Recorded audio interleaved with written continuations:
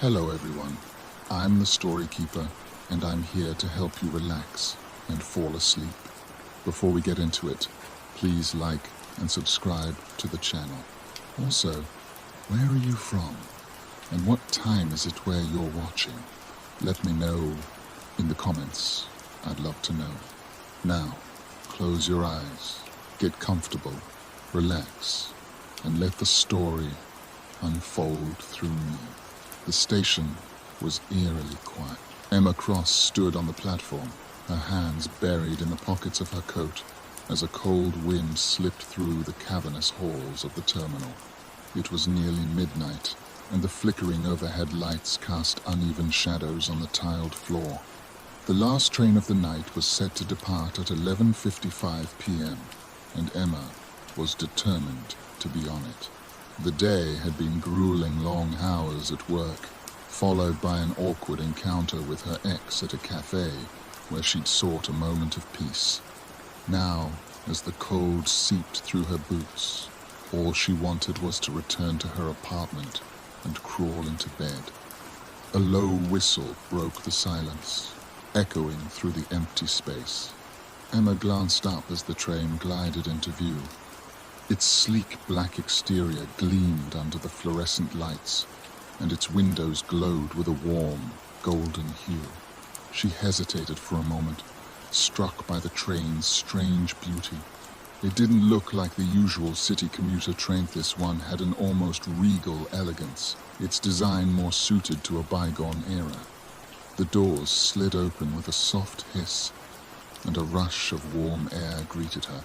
Emma stepped inside, her boots clicking softly on the polished floor. The interior was stunning, rich wood paneling, plush emerald seats, and brass fixtures that gleamed in the light of ornate sconces. The faint scent of lavender lingered in the air, mingling with a faint undertone of cedar. Emma slid into a seat by the window, setting her bag on the floor beside her. As the doors closed and the train began to move, she leaned her head against the cool glass, letting out a sigh. For the first time all day, she felt a sliver of calm. The train glided forward with a seamless grace, its motion so smooth that Emma barely felt it start. Outside, the lights of the city blurred into streaks, and the dark shapes of trees and hills replaced the urban sprawl. As the minutes passed, Emma glanced around the car, her curiosity stirring. There were only a handful of other passengers, scattered across the luxurious seating. Each of them seemed lost in their own world.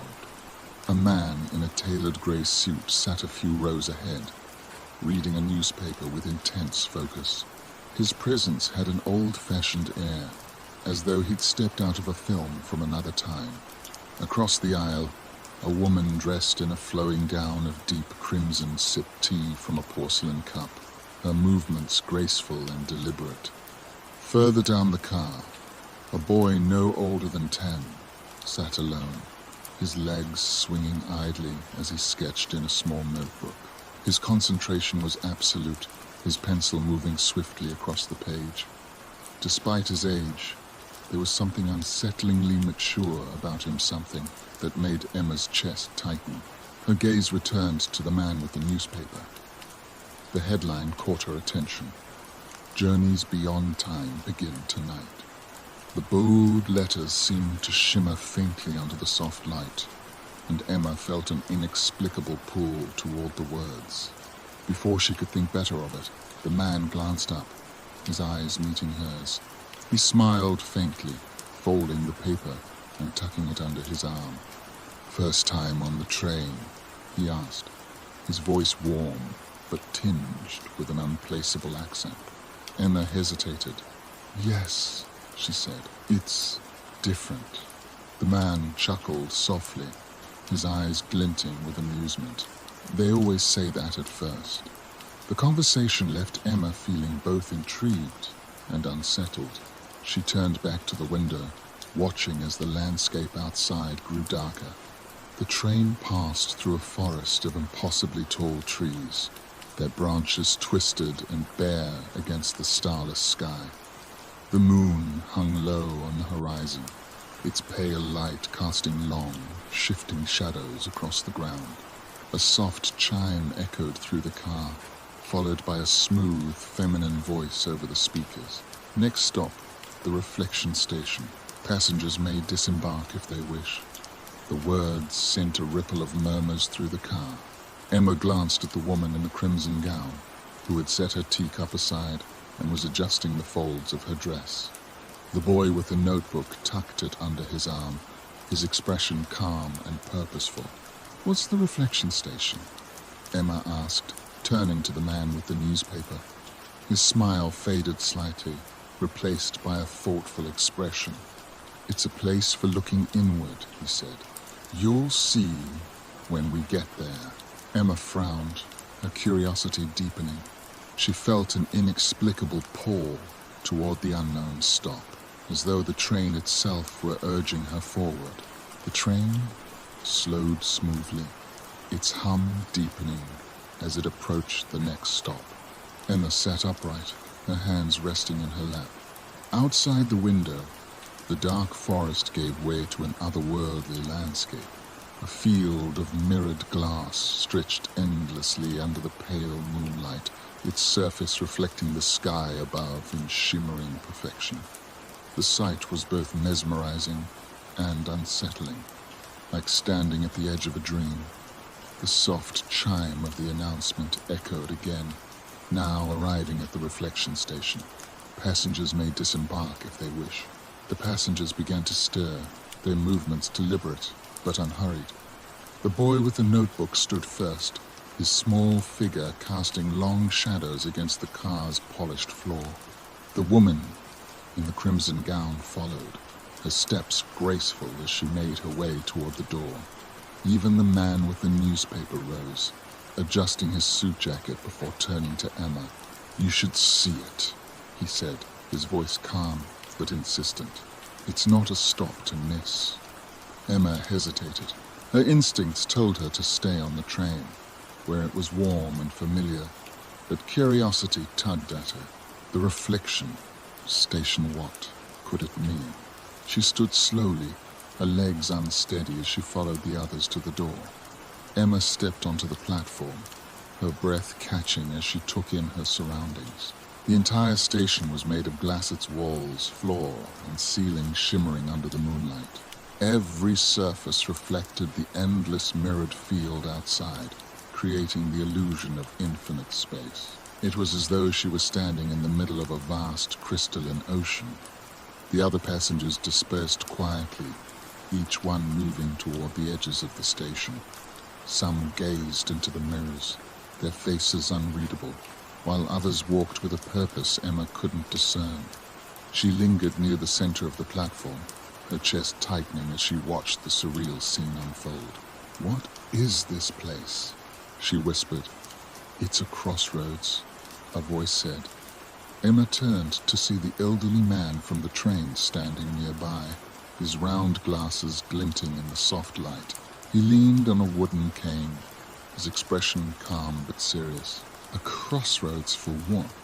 Emma asked, her voice trembling. "For understanding," he said simply. "The mirrors show you what you need to see. Not always what you want, but what's necessary." Emma frowned, her gaze drifting to the nearest mirror. Its surface rippled faintly, like water disturbed by a gentle breeze. She took a hesitant step closer, her reflection shifting and blurring until it was no longer her own. Emma stared into the glass, her heart pounding as an image began to take shape. At first, it was indistinct, a swirl of light and shadow, but slowly the scene sharpened into a memory she had buried long ago. She saw herself as a child, sitting in a small park with her sister Hannah. The sun was bright, and the air was filled with the sound of laughter. They were playing with a set of building blocks, stacking them into precarious towers. Emma could hear their voices clearly, even though the memory was years old. "Be careful," young Emma said, her tone stern. You're going to knock it over. Hannah giggled, her small hands moving to add another block to the top of the tower. It's fine. I know what I'm doing. The tower wobbled and collapsed, sending the blocks tumbling to the ground. Hannah's laughter faded, replaced by a small, nervous smile. See? I told you, young Emma said, crossing her arms. You're always so careless. The memory froze, the tension hanging heavy in the air. Emma's chest tightened as she stared at her younger self, her sharp words replaying in her mind. I didn't mean to hurt her, she whispered, her voice barely audible. The elderly man stepped beside her, his expression kind but firm. The mirrors don't judge, he said. They only reflect. What you take from them is up to you. Emma moved slowly through the station, her footsteps silent against the glass floor.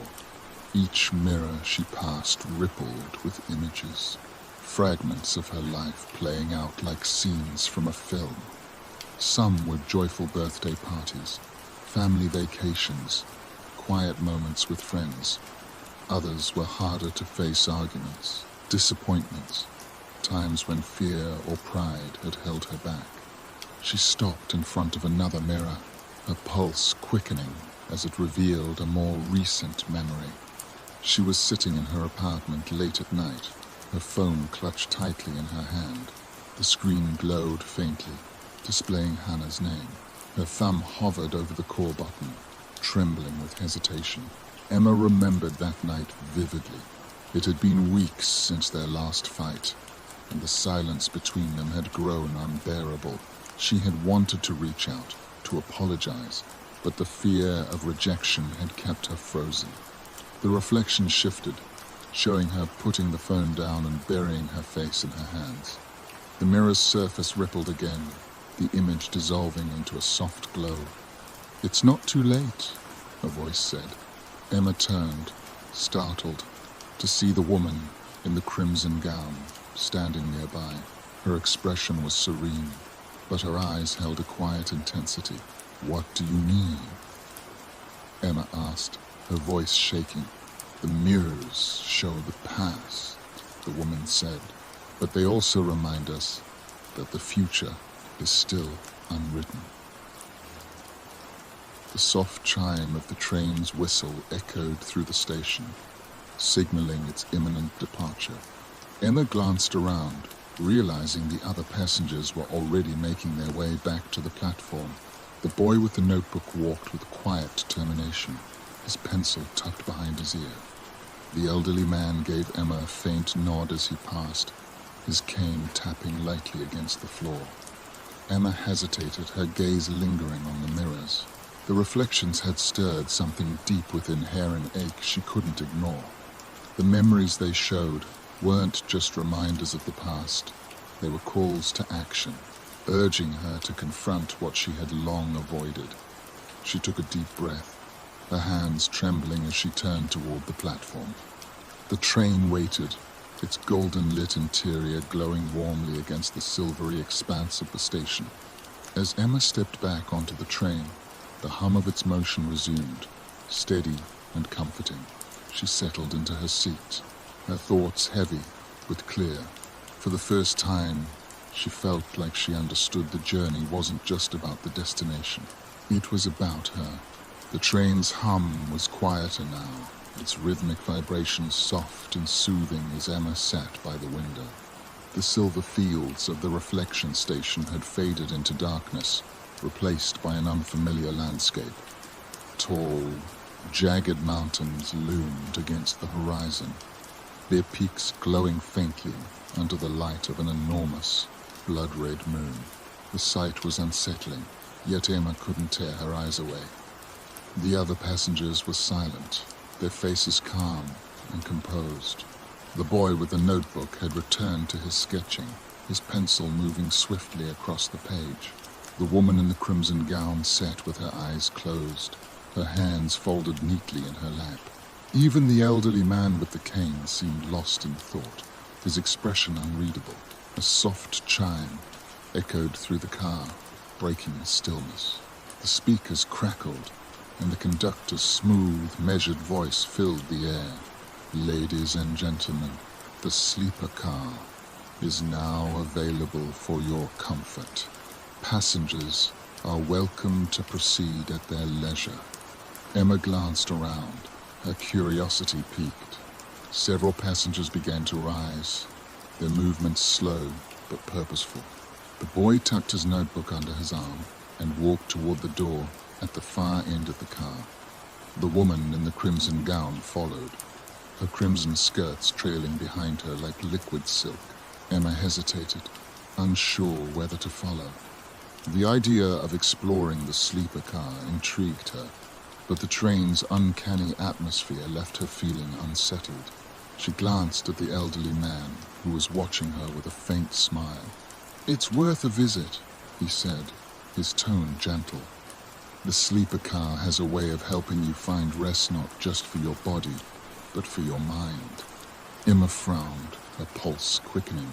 "What do you mean?" "You'll see," he said simply. The door at the end of the car slid open with a soft hiss, revealing a narrow corridor bathed in dim, golden light. The air was cooler here, carrying a faint scent of lavender and cedar. Rows of thick, velvet curtains lined the walls, each one concealing a small, private bunk. Emma stepped inside cautiously, her footsteps muffled by the plush carpet. The hum of the train was softer in this car, its rhythm almost like a lullaby. She glanced around, her chest tightening as she took in the stillness of the space. "What are you looking for?" her voice asked. Emma turned sharply, her heart leaping. A woman stood a few feet away, her auburn hair pinned back neatly, and a bright red scarf draped over her shoulders. Her expression was calm, her eyes glinting with curiosity. "I'm not sure," Emma admitted. "I guess I just wanted to see what's back here." The woman smiled faintly, her scarf catching the light. "The sleeper car is for those who need rest not just for the night, but for the things that weigh on them." Emma tilted her head, her curiosity deepening. "What things?" The woman gestured to one of the curtained bunks, her expression inviting. "Why don't you see for yourself?" Emma hesitated, her hand trembling as she reached for the thick velvet curtain. The pull in her chest grew stronger, urging her forward. Slowly, she drew the curtain aside. The bunk was empty, its mattress covered in pristine white linen.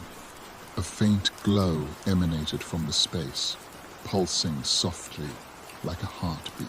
Emma leaned closer, her breath catching as the glow intensified. Images began to form in the air above the bunk, flickering like an old film reel. At first, they were indistinct, a swirl of color and light, but gradually, the scene sharpened into a memory Emma hadn't thought about in years. She saw herself sitting at a small kitchen table, her hands wrapped around a steaming mug of tea. Across from her sat Hannah, her sister's face flushed with anger. Emma could hear their voices clearly, even though the memory was old. "You always have to be in control, don't you?" Hannah said, her tone sharp. "You can't let anyone else make a decision." Emma's stomach churned as she watched herself respond, her voice defensive. "Maybe I wouldn't have to if you weren't so irresponsible."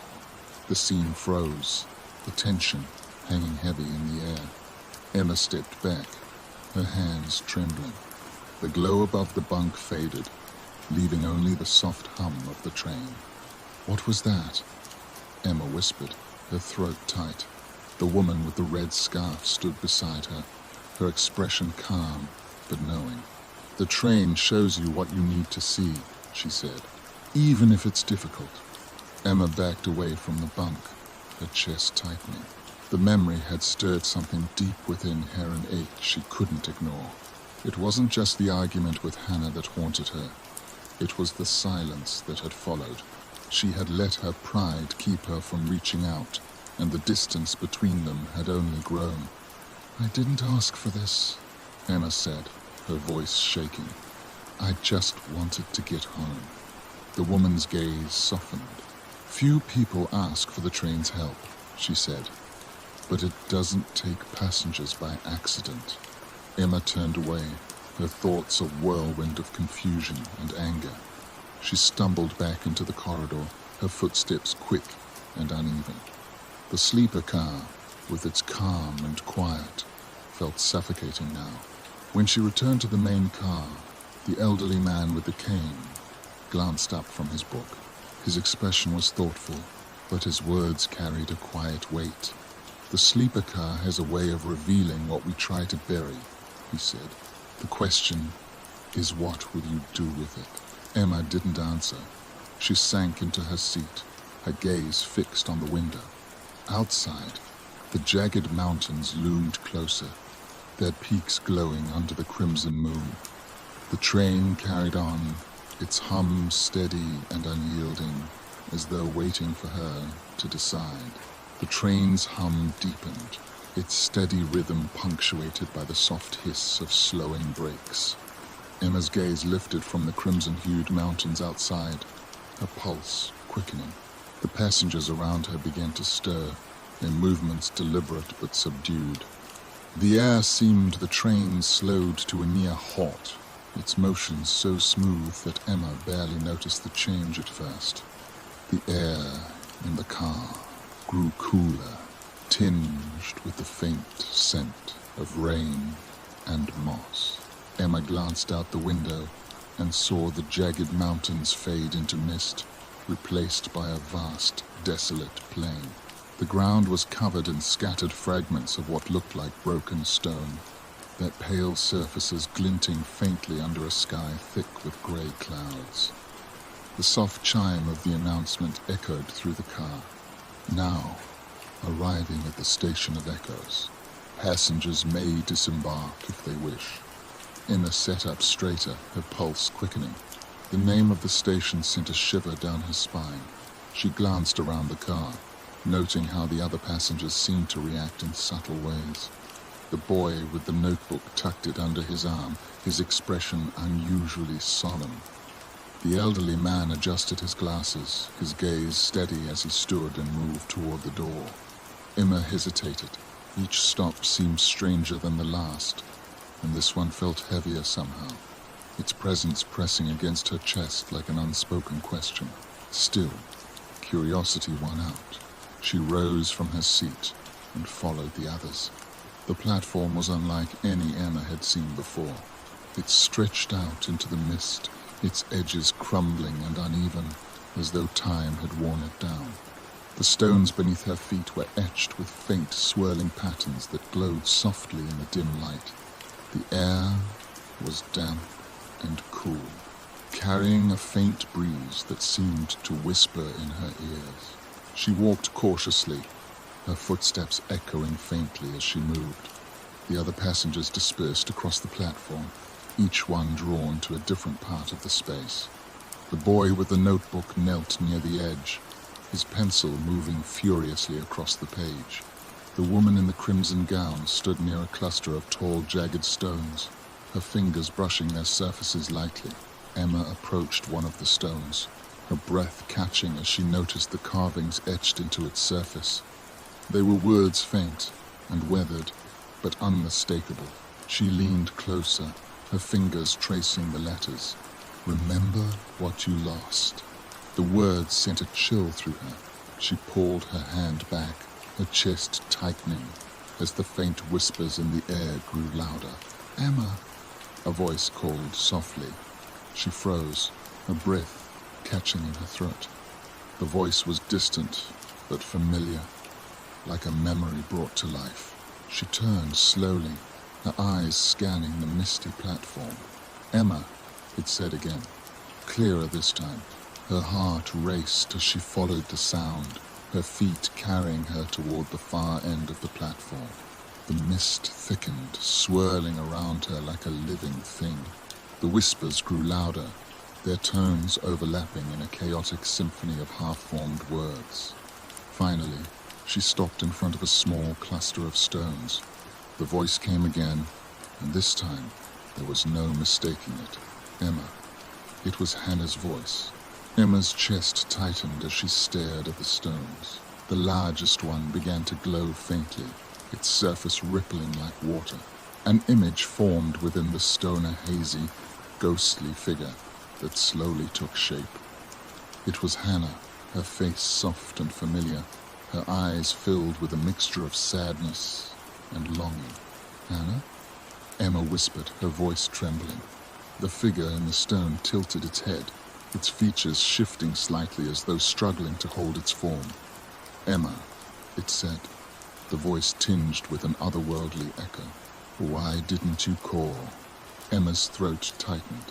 I wanted to," she said, her voice breaking. I didn't know what to say." The figure's expression softened, the edges of its form flickering. "You didn't have to say anything," it said. "I just needed to know you were there." Tears stung Emma's eyes as the weight of the memory pressed down on her. She thought of the countless nights she had picked up her phone, only to put it down again. The fear of rejection, the stubborn pride, the unspoken words, all of it felt so small now, so meaningless. "I'm sorry," Emma said, her voice barely above a whisper. "I should have called. I should have tried." The figure's form began to fade, the glow of the stone dimming. "It's not too late," it said softly, "but you have to take the first step." Emma stepped back, her chest heaving as the figure disappeared. The whispers around her grew softer, fading into the cool air. She turned to see the other passengers making their way back to the train, their faces calm but introspective. The chime of the train's whistle broke the silence, its low, mournful tone echoing across the platform. Emma hesitated, her thoughts swirling. The station of echoes had forced her to confront something she had avoided for years, and the weight of it was almost too much to bear. But as she stepped back onto the train, she felt a flicker of resolve. The journey wasn't over yet, and neither was her chance to make things right. The train's hum resumed, its steady rhythm carrying her forward into the unknown. The train glided forward, its hum steady and resonant. Emma sat in silence, her thoughts circling endlessly around the vision she'd seen at the Station of Echoes. Hannah's voice still echoed faintly in her mind, her words filled with a longing that Emma couldn't shake. She pressed her forehead against the cool glass of the window, watching as the mist outside gave way to a starry expanse. The scenery had shifted once again, the ground disappearing entirely. The train seemed to hover in an endless void of stars and swirling galaxies, their light casting faint patterns on the walls of the car. It was breathtakingly beautiful, but it also made Emma feel impossibly small. The other passengers were quiet, their faces reflecting the dim starlight. The boy with the notebook was asleep, his head resting on his folded arms. The woman in the crimson gown stared out the window, her expression serene but distant. The train's hum shifted slightly, growing deeper. The lights in the car dimmed, and a soft chime signaled a new announcement. Next stop, the Infinite Corridor. Passengers may disembark if they wish. Emma straightened in her seat, her heart quickening. The name alone filled her with a mixture of awe and dread. She glanced around, noting how the other passengers seemed unfazed, their movements slow and deliberate as they prepared to leave.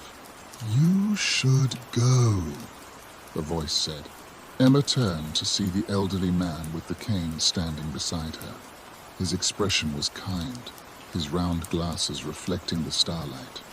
The Infinite Corridor has a way of helping people find what they're looking for. Emma frowned. And what am I looking for? The man smiled faintly. That's for you to decide. The train slowed, its motion as seamless as ever. and the doors slid open with a soft hiss. Emma stepped onto the platform, her breath catching as she took in the sight before her. The infinite corridor stretched out like a ribbon of light, its surface shimmering with every color of the spectrum. It was impossibly long, disappearing into the horizon where it seemed to merge with the stars. The air was cool and crisp, carrying a faint hum that resonated deep in her chest. The other passengers began to walk along the corridor, their steps measured and purposeful. Some paused to look at the lights that swirled around them, while others moved with quiet determination. Emma hesitated at the edge, her legs trembling as she stared into the infinite distance. "It's not as daunting as it looks," said a familiar voice. Emma turned to see the woman in the crimson gown standing beside her. Her expression was calm, but her eyes held a glint of something Emma couldn't quite place understanding, perhaps, or empathy. "What is this place?" Emma asked. "The infinite corridor," the woman said simply. "A place to walk with your memories." Emma took a hesitant step onto the corridor, her shoes clicking softly against its glass-like surface. The lights beneath her feet pulsed faintly, their glow warm and inviting. As she walked, the hum in the air grew louder, taking on a melodic quality that seemed to echo in her bones. The corridor seemed alive, its surface shifting and rippling like water. Emma's breath caught as shapes began to form in the air around her. At first, they were indistinct blurs of color and shadow, but slowly they sharpened into vivid scenes. She saw herself as a child, running through a field of wildflowers with Hannah. The sun was bright, the sky impossibly blue. Their laughter echoed in the air, mingling with the rustle of the wind. The scene shifted, and Emma saw herself as a teenager, sitting alone in her room. Her face was streaked with tears, and an unopened letter lay on the desk beside her. She remembered that day vividly. It was the day Hannah had left for college, and Emma hadn't been able to find the courage to say goodbye properly. More memories appeared as Emma continued to walk. Some were joyful, others filled with pain. They played out like scenes from a film, each one tugging at her heart in a different way. The corridor seemed to know her deepest thoughts, her most buried regrets.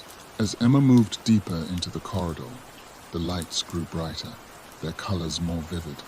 She stopped in front of a large mirror that seemed to rise out of the ground, its surface smooth and reflective. Her own image stared back at her, but it wasn't quite right. Her reflection seemed older, wearier, its eyes filled with sadness. Words appeared on the surface of the mirror, glowing softly in the dim light. "What are you waiting for?" Emma's throat tightened. The question felt like a challenge, as though the corridor itself were urging her to act. She thought of Hannah, of the distance that had grown between them, of the countless times she'd picked up her phone only to put it down again. "I don't know what to say," Emma whispered. The mirror's surface rippled, and the words shifted. "Say what's in your heart."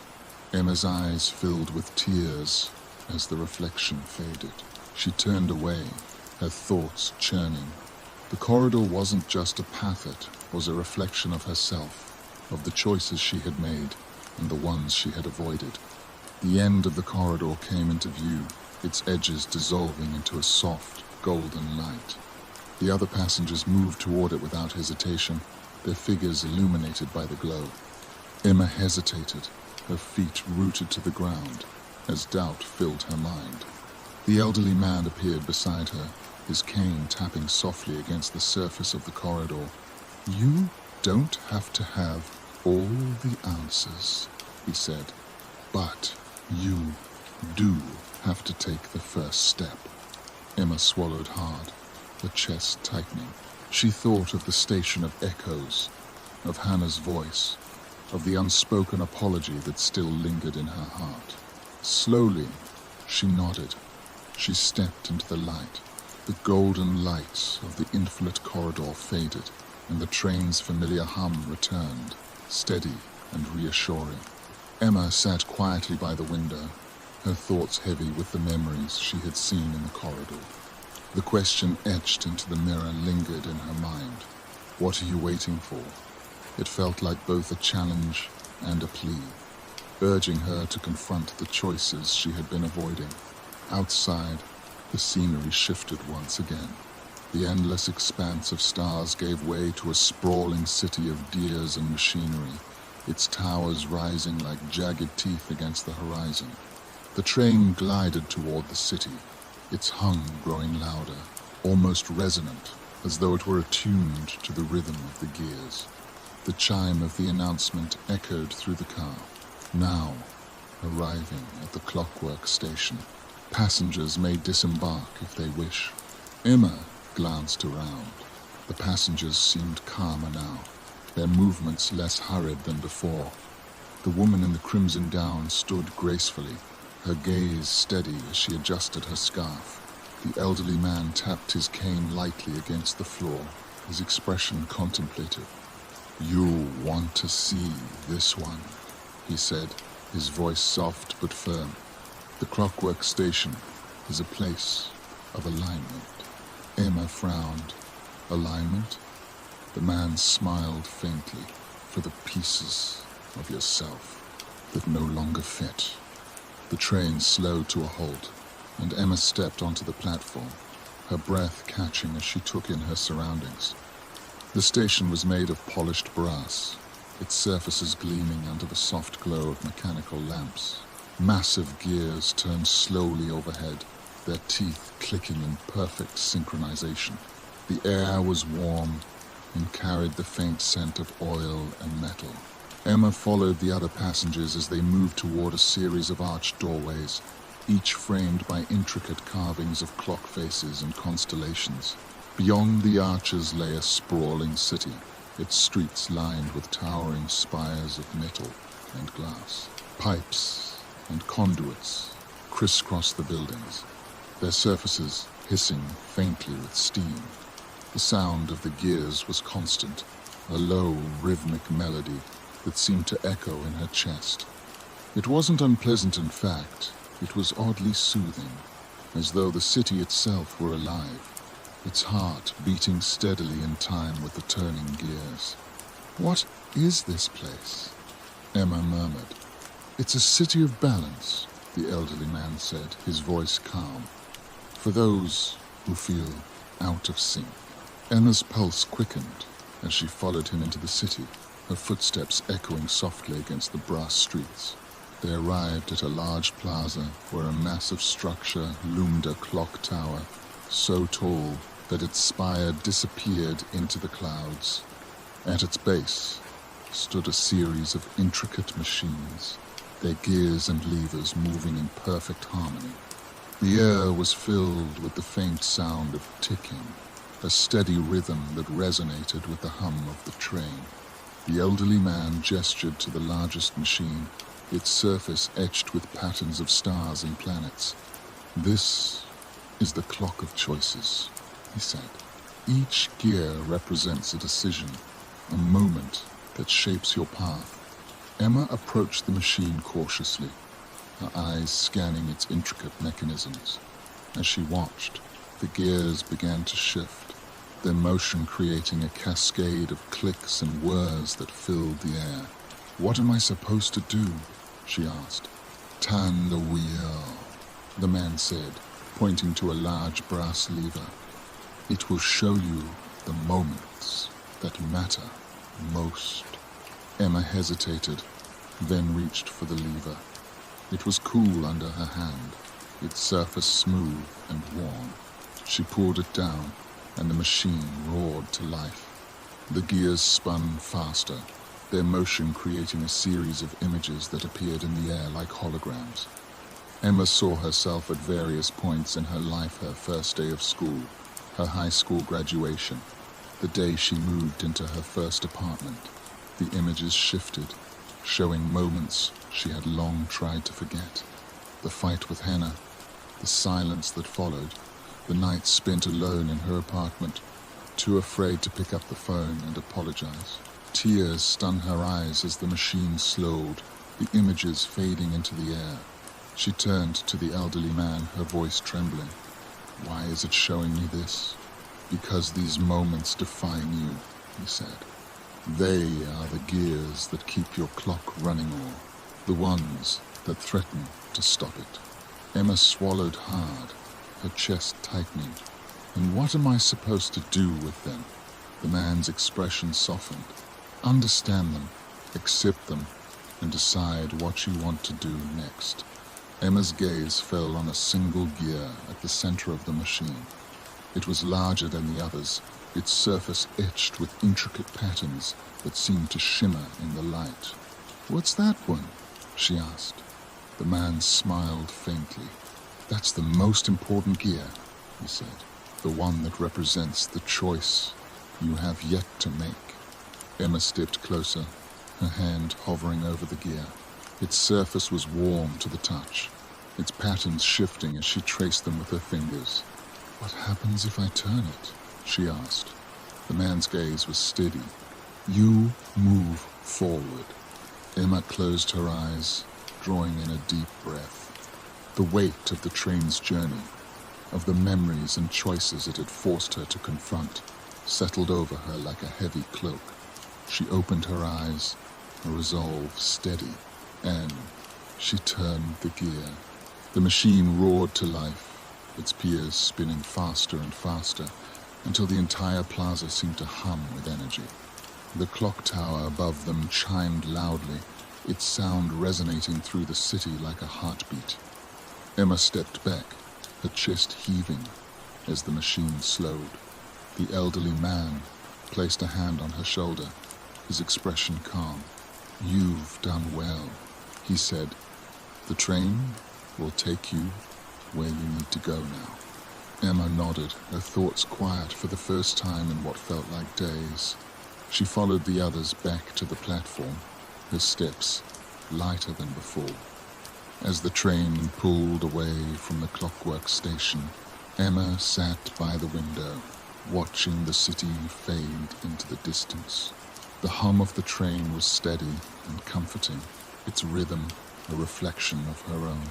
For the first time, she felt like she was truly moving forward. The train glided through the void, its hum resonating softly against the surreal silence of the surrounding expanse. Outside, the window revealed a breathtaking sight. An endless sea of stars, their light shimmering and pulsing with a faint, rhythmic glow.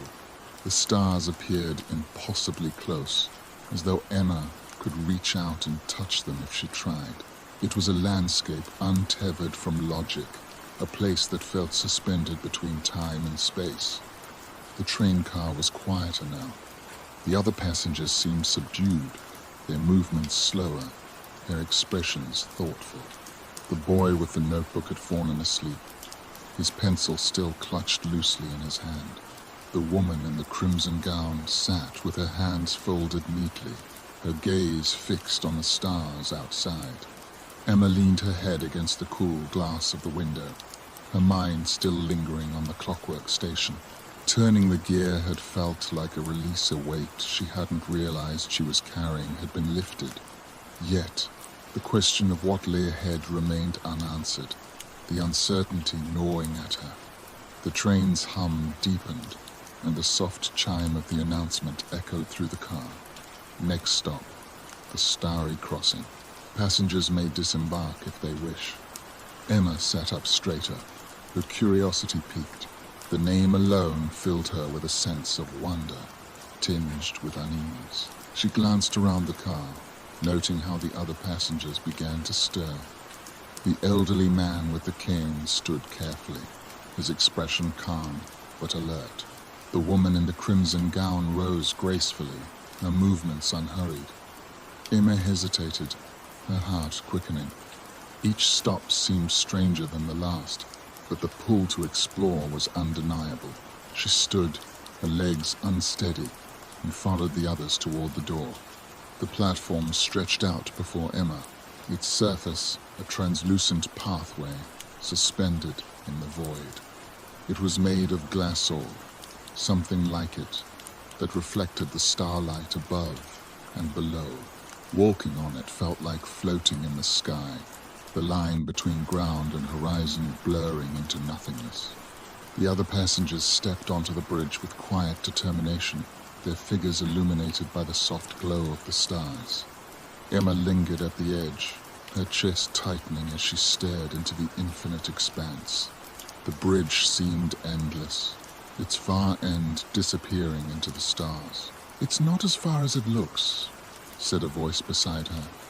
Emma turned to see the elderly man with the cane standing nearby, his gaze steady. "The starry crossing is a place of perspective," he said, "a chance to see things from a different vantage." Emma frowned, her pulse quickening. "What does that mean?" He smiled faintly. "You'll understand once you start walking." Emma stepped onto the bridge, her breath catching as the glass-like surface pulsed faintly beneath her feet.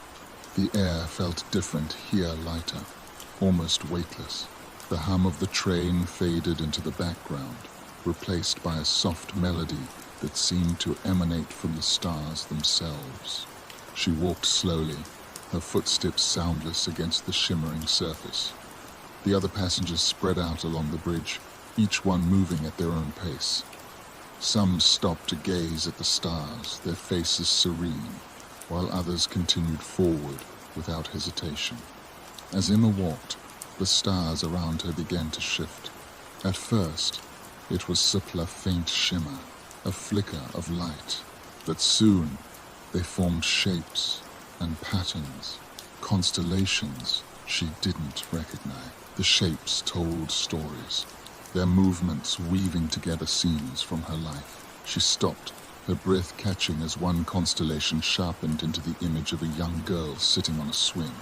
It was her, years ago, at the park, near her childhood home. She could almost hear the creak of the swing's chains, the sound of her laughter carried on the breeze.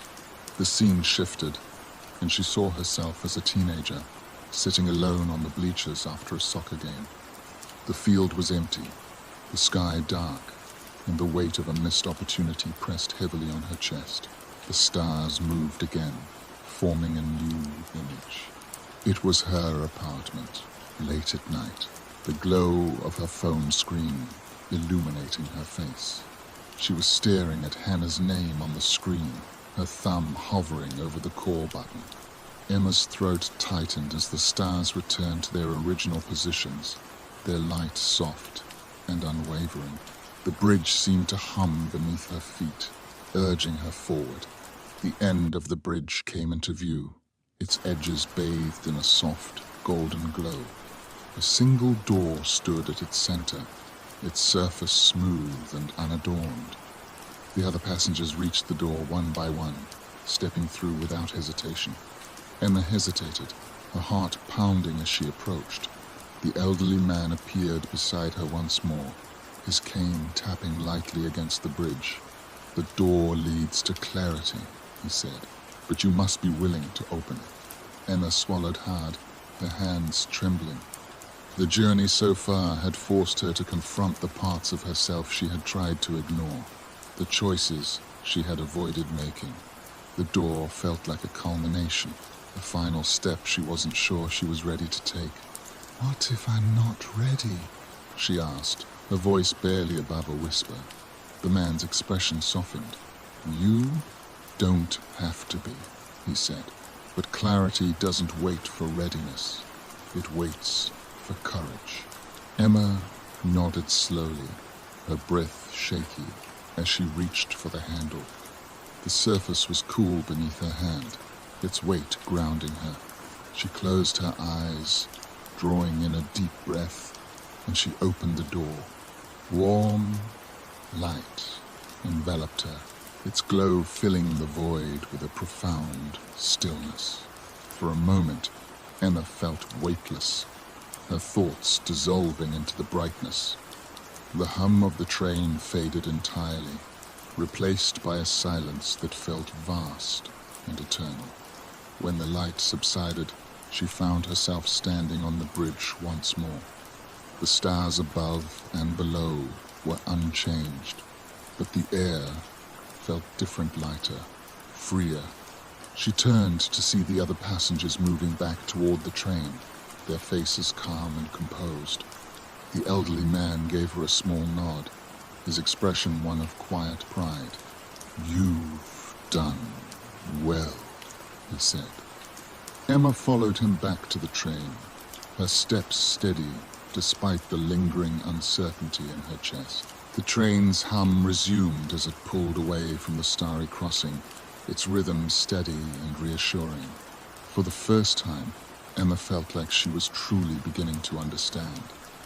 The train's hum became a soft, rhythmic lullaby as it carried Emma forward into the unknown. The starry expanse outside faded gradually, giving way to a muted landscape of deep purples and indigos. Trees with silver leaves stood silhouetted against the horizon, their branches swaying gently in an unseen breeze. The air within the car felt heavier, tinged with the faint scent of aged paper and ink. The chime of the announcement broke the silence. Next stop, the Twilight Library. Passengers may disembark if they wish. Emma straightened in her seat, her curiosity ignited by the name. Each stop on this surreal journey seemed to peel back another layer of her thoughts, her memories, her fears. The Twilight Library had sounded both soothing and foreboding, like a place where secrets were kept safe, but also laid bare. The elderly man with the cane stood slowly, his movements deliberate. He glanced at Emma, his expression calm. "This stop is special," he said. "It's where stories live." Emma frowned. "Stories?" He smiled faintly. "You'll see." The train slowed and came to a seamless halt. Emma joined the other passengers as they disembarked, stepping onto the platform with a sense of cautious anticipation. The air was cool, carrying the faint sound of rustling pages, as if the very wind were alive with words. The platform led to a grand, arched doorway carved from dark wood. Intricate symbols were etched into its surface, glowing faintly with an otherworldly light. Beyond the doorway, Emma could see shelves upon shelves of books stretching into the distance, their spines shimmering in shades of gold, silver, and deep crimson. She stepped through the archway and into the library. The sheer scale of the space was overwhelming. Rows of towering shelves stretched out endlessly, their tops disappearing into a hazy violet sky. The air was thick with the scent of old books and the faint hum of something ancient and alive. The other passengers moved quietly among the shelves, their footsteps soft against the polished floor. Some reached for books, their fingers brushing the spines with reverence. Others sat at small tables scattered throughout the library, their heads bowed as they read. Emma lingered near the entrance, her chest tightening as the enormity of the space pressed down on her. She turned to the elderly man, who had followed her inside. "What is this place?" she asked. "The Twilight Library," he said. "A place where every story, every choice is written." The man gestured to a nearby shelf, its rows of books glowing faintly. "Each passenger has a book," he said, "a record of their journey." Emma hesitated, her gaze drifting to the spines. Each one bore a name etched in delicate script, shimmering faintly in the dim light. Her fingers trembled as she scanned the title, searching for her own. When she found it, her breath caught. The book was bound in soft, dark leather, its edges worn as though it had been read countless times. Her name was etched on the cover in gold, the letters glinting faintly under the library's glow. She pulled the book from the shelf, its weight grounding in her hands. The leather felt warm, alive, as though it pulsed faintly beneath her touch. Emma opened it slowly, her heart pounding. The pages were filled with words, their script elegant and flowing. At first, they seemed unfamiliar, but as she read, the scenes came alive in her mind. They were her memories every moment, every choice, laid out in perfect detail. The fights with Henna, the sleepless nights, the moments of joy and fear, they were all there, written as though they had been waiting for her to find them. Emma turned the pages slowly, her eyes scanning the familiar scenes. But as she reached the middle of the book, she noticed something strange. The words began to thin, the script fading into faint lines before disappearing entirely. The rest of the book was blank, its pages untouched. Her chest tightened. "Why does it stop?" she asked, her voice trembling. The elderly man stepped closer, his gaze steady. "Because the rest hasn't been written yet." Emma stared at the blank pages, her mind racing. The weight of the unwritten chapters pressed down on her, the enormity of what they represented almost too much to bear. "I don't know how to finish it," she said softly. The man smiled faintly. "That's the beauty of it," he said. "You don't have to know. You just have to keep going." Emma continued deeper into the library, her book clutched tightly in her hands. She passed more shelves, each one filled with the stories of passengers she would never know. The air grew heavier, the hum of the library louder, as she approached a small circular room at the heart of the space. The room was empty, except for a single pedestal in its center. On the pedestal sat a quill and an ink pot, their surfaces glinting faintly. The walls were lined with mirrors, each one reflecting Emma's image from a different angle. The elderly man appeared at the doorway, his expression thoughtful. "This is where the unwritten chapters begin," he said.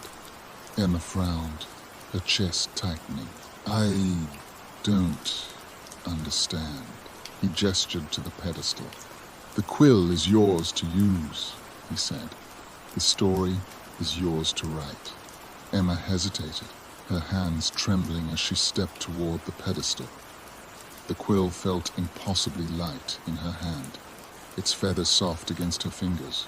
She stared at the blank page before her, the enormity of the moment pressing down on her. "What if I get it wrong?" she asked, her voice barely above a whisper. The man smiled gently. "There is no wrong," he said, "only forward."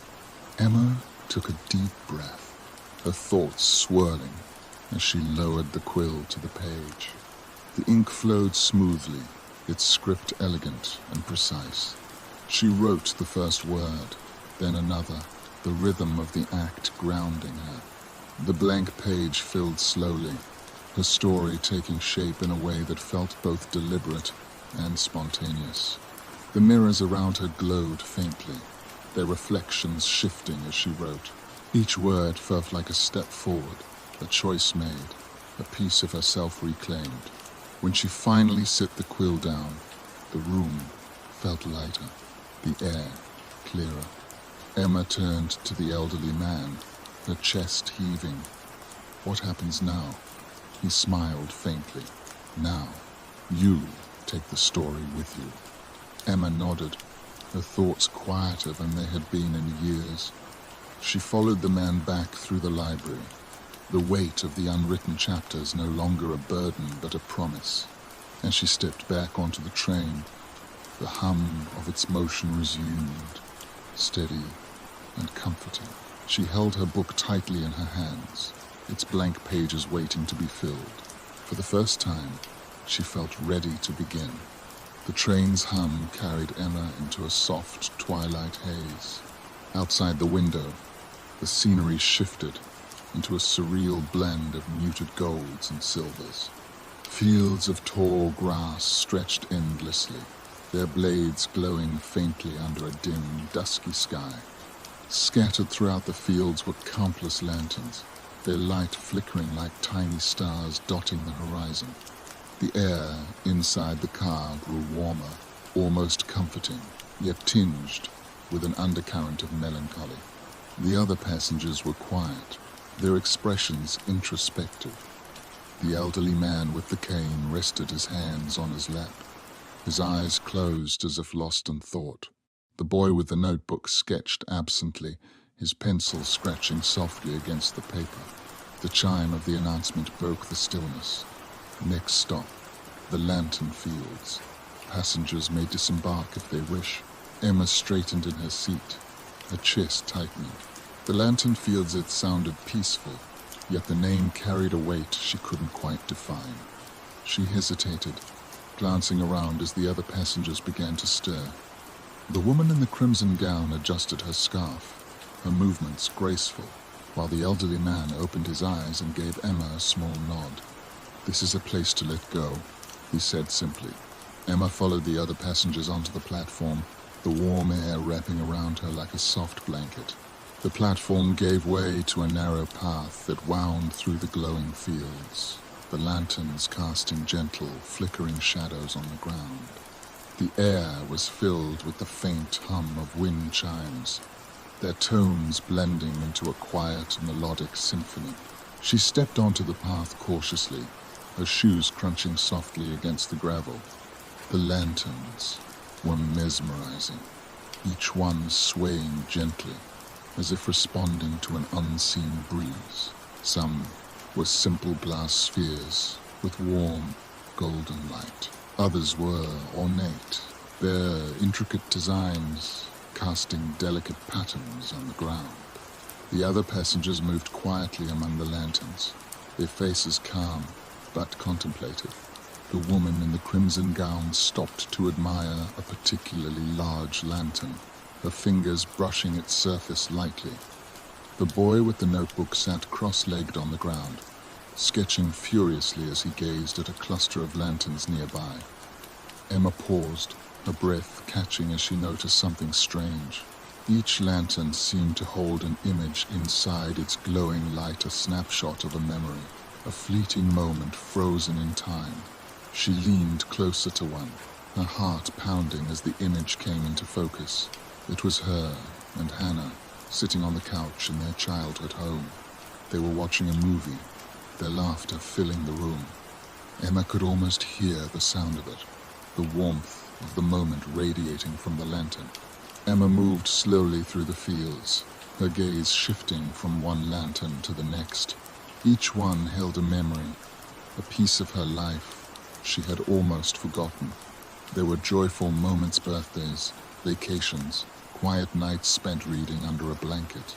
But there were also harder memories, moments of pain and regret. She stopped in front of a small lantern, its light dimmer than the others. Inside, she saw a memory she had long buried. It was the night of her last argument with Hannah, the tension in the air palpable. She watched as the scene played out, her own voice sharp and cutting. "Maybe I wouldn't have to be so critical if you ever took responsibility for anything," she heard herself say. Hannah's face twisted with hurt, her voice breaking as she responded. "You act like you're perfect, but you're not. You just hide it better." The memory faded, the lantern's light flickering weakly. Emma's chest tightened, her throat burning with unshed tears. The weight of her words pressed down on her, the regret almost suffocating.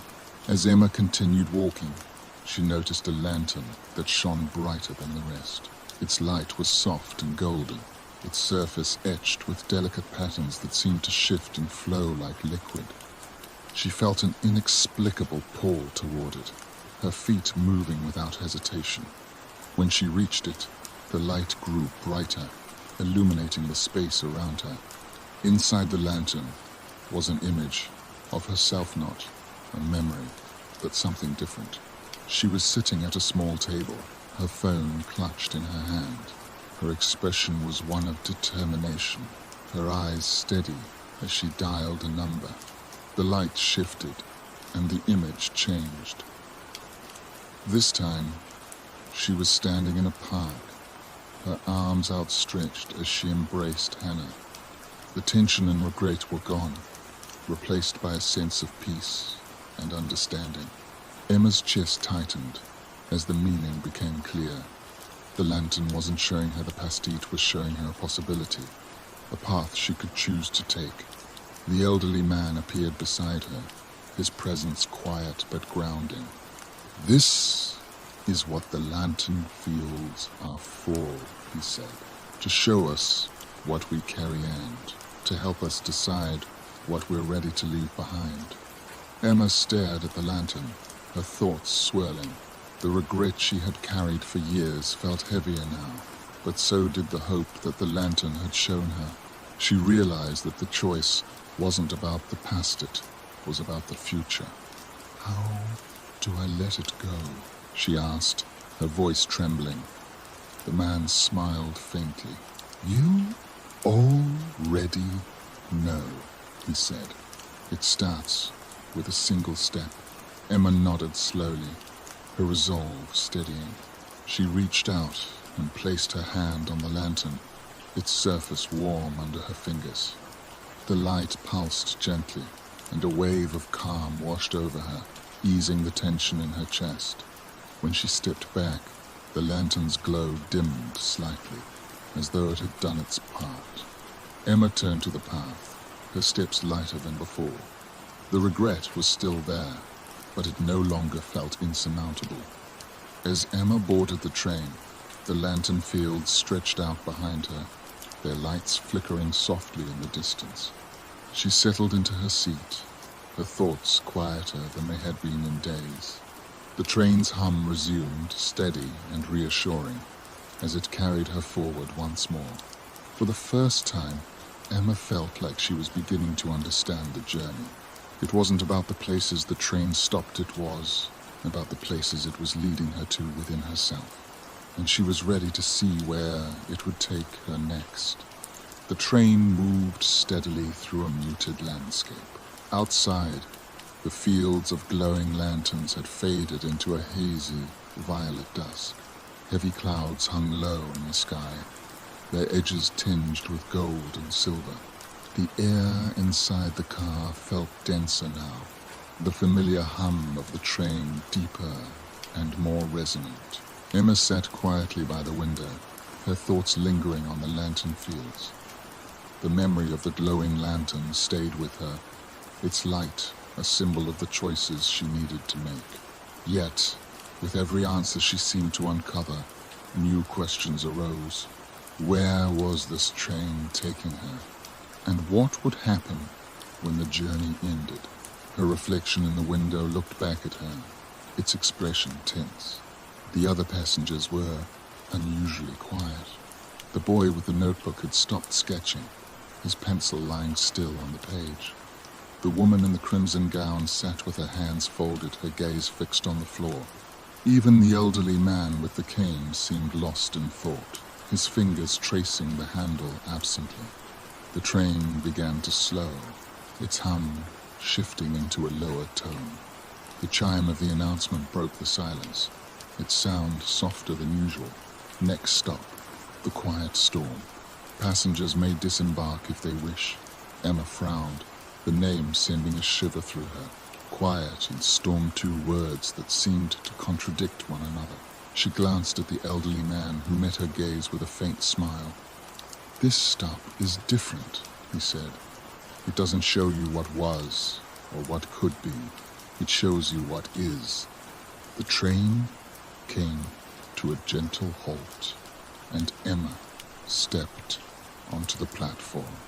The air was thick with humidity, carrying the faint scent of rain and ozone. The platform led to an open expanse of ground, surrounded by rolling hills that seemed to rise and fall like waves frozen in motion. Overhead, the sky churned with restless clouds, their edges illuminated by flashes of muted lightning. Emma walked slowly, her footsteps crunching softly against the gravel path. The other passengers spread out across the field, their figures small against the vast, tumultuous sky. The boy with the notebook knelt near a cluster of rocks, his pencil moving quickly across the page. The woman in the crimson gown stood at the edge of a small hill, her hands clasped tightly in front of her. As Emma moved further into the field, she felt the air shift around her. The wind was faint, but carried a strange energy, as though it were alive. The ground beneath her feet felt firm yet unstable, as though it might ripple like water at any moment. "What is this place?" she murmured. "It's a storm that doesn't break," said a voice behind her.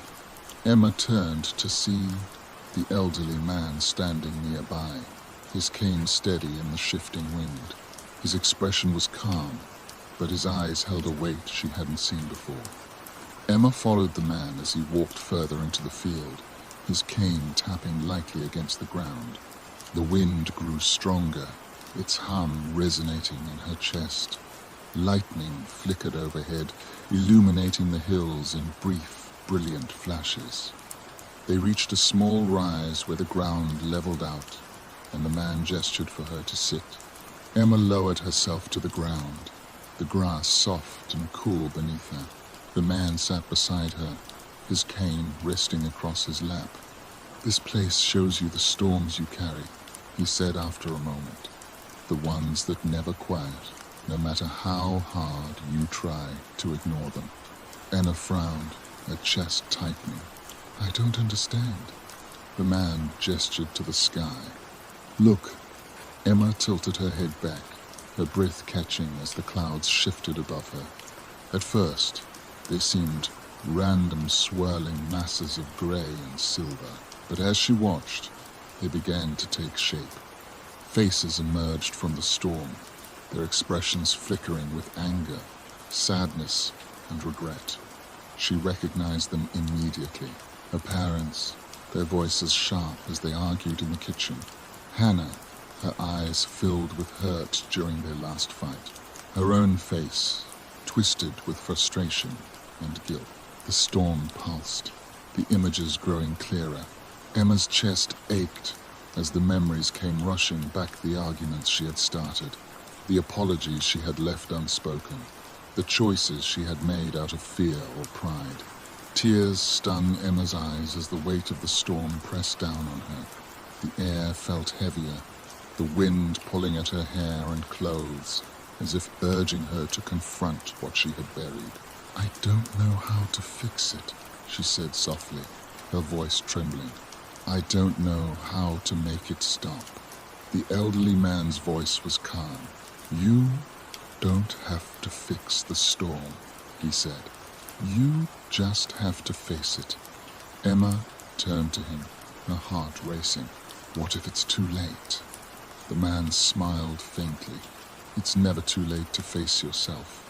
Emma closed her eyes, her hands gripping the grass beneath her. The storm swirled above her, its images growing brighter and more vivid.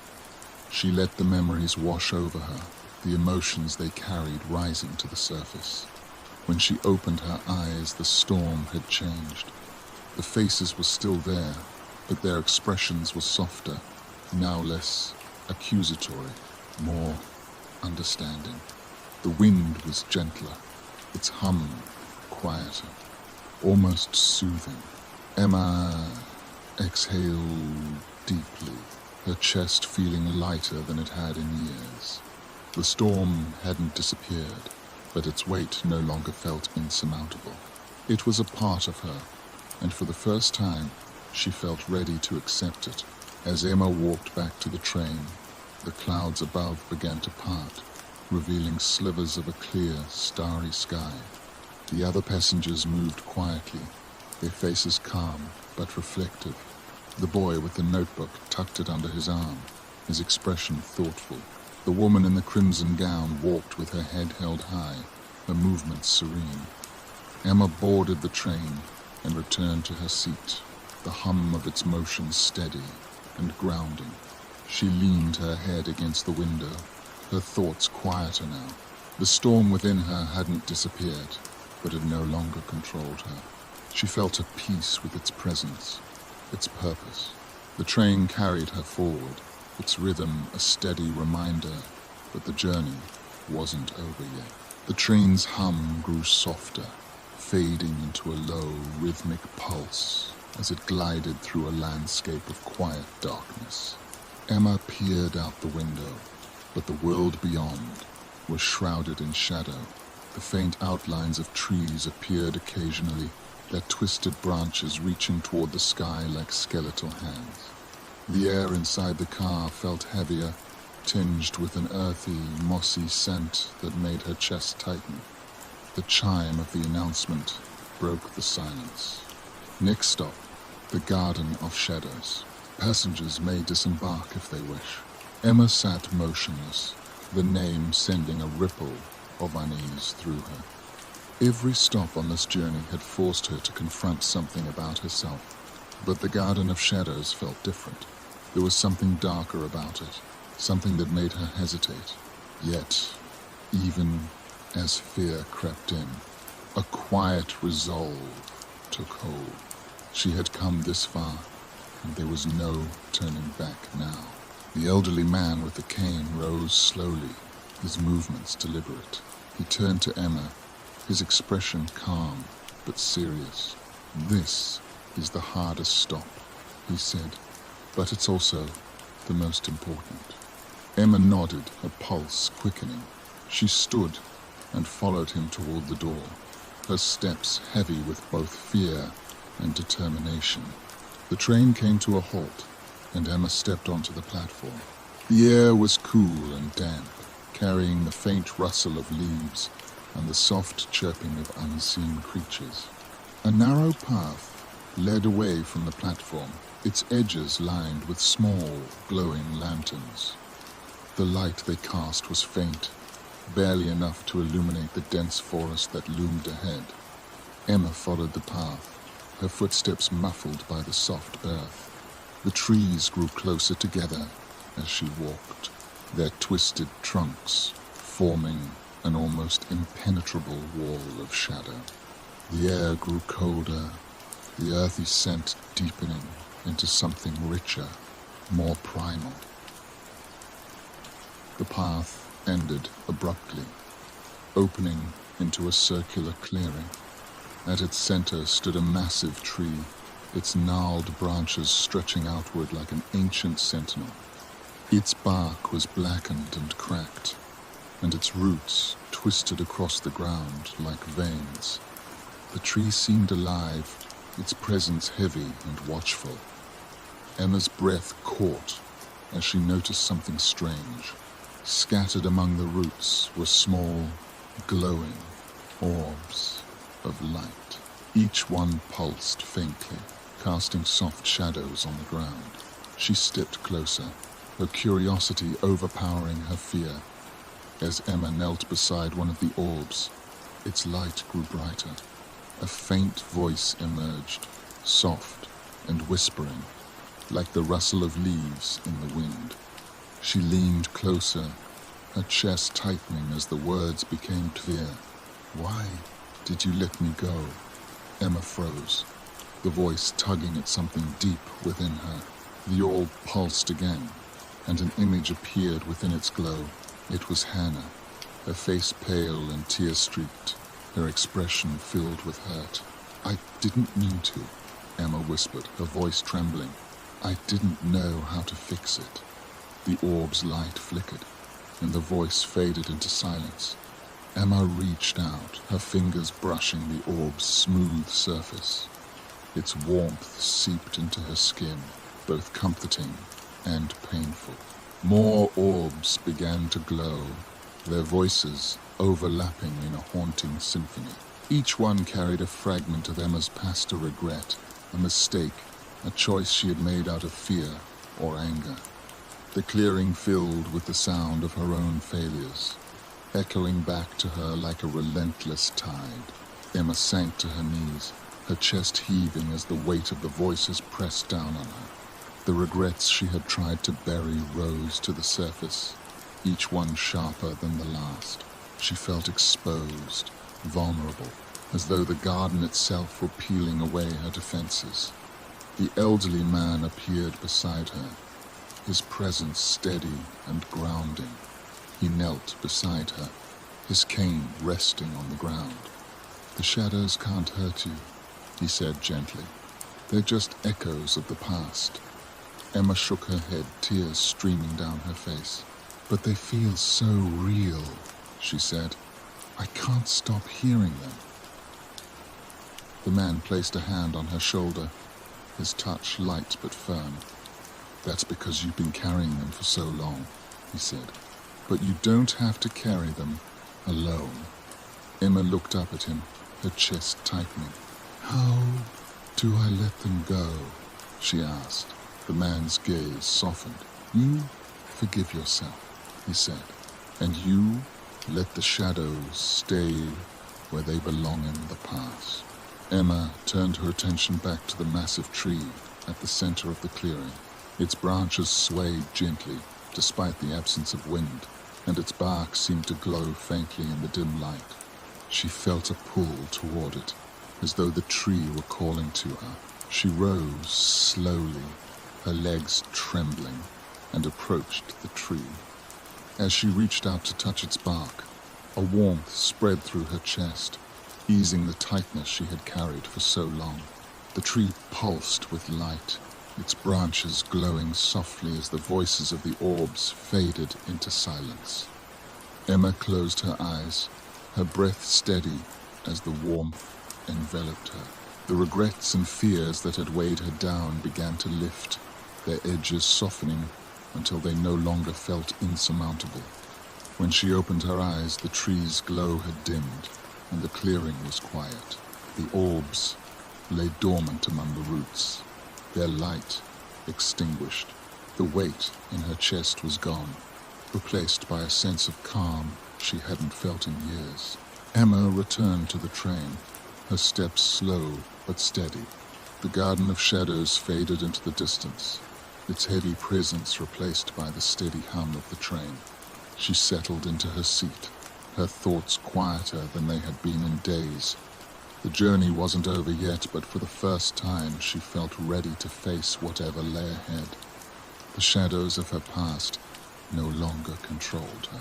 They were a part of her story, but they didn't define her. As the train carried her forward, Emma leaned her head against the window and closed her eyes. The hum of its motion was a quiet reminder that the future was hers to shape.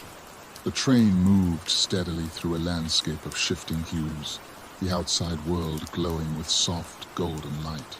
Emma sat in silence, her thoughts still lingering on the Garden of Shadows.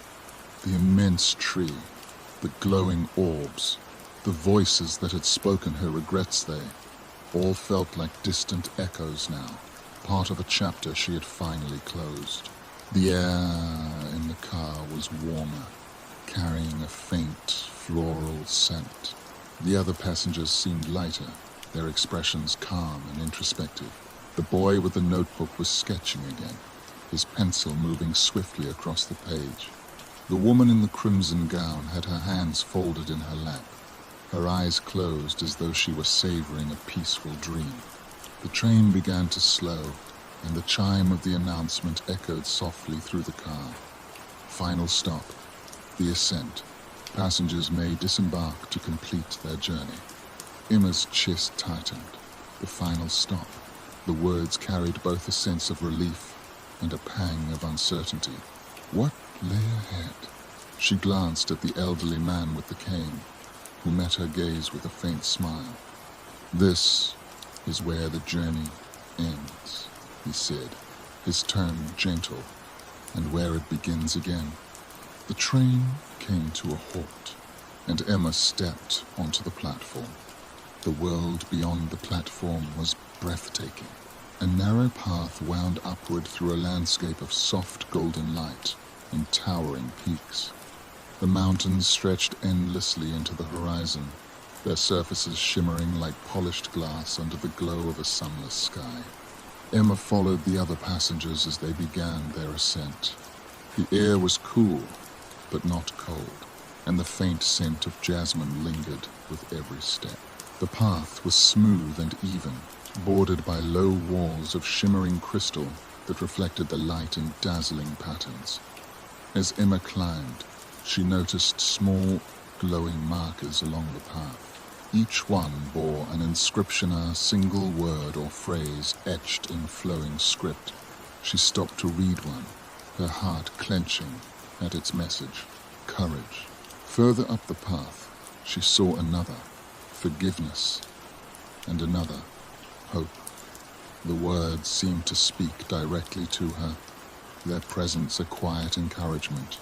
Each step felt lighter, each breath easier, as though the weight she had carried for so long was finally lifting. The path led to a wide plateau, where a large pool of water lay at its center. The water was perfectly still, its surface reflecting the golden light above. The other passengers gathered around the pool, their expressions calm as they gazed into its depths. Emma approached cautiously, her chest tightening.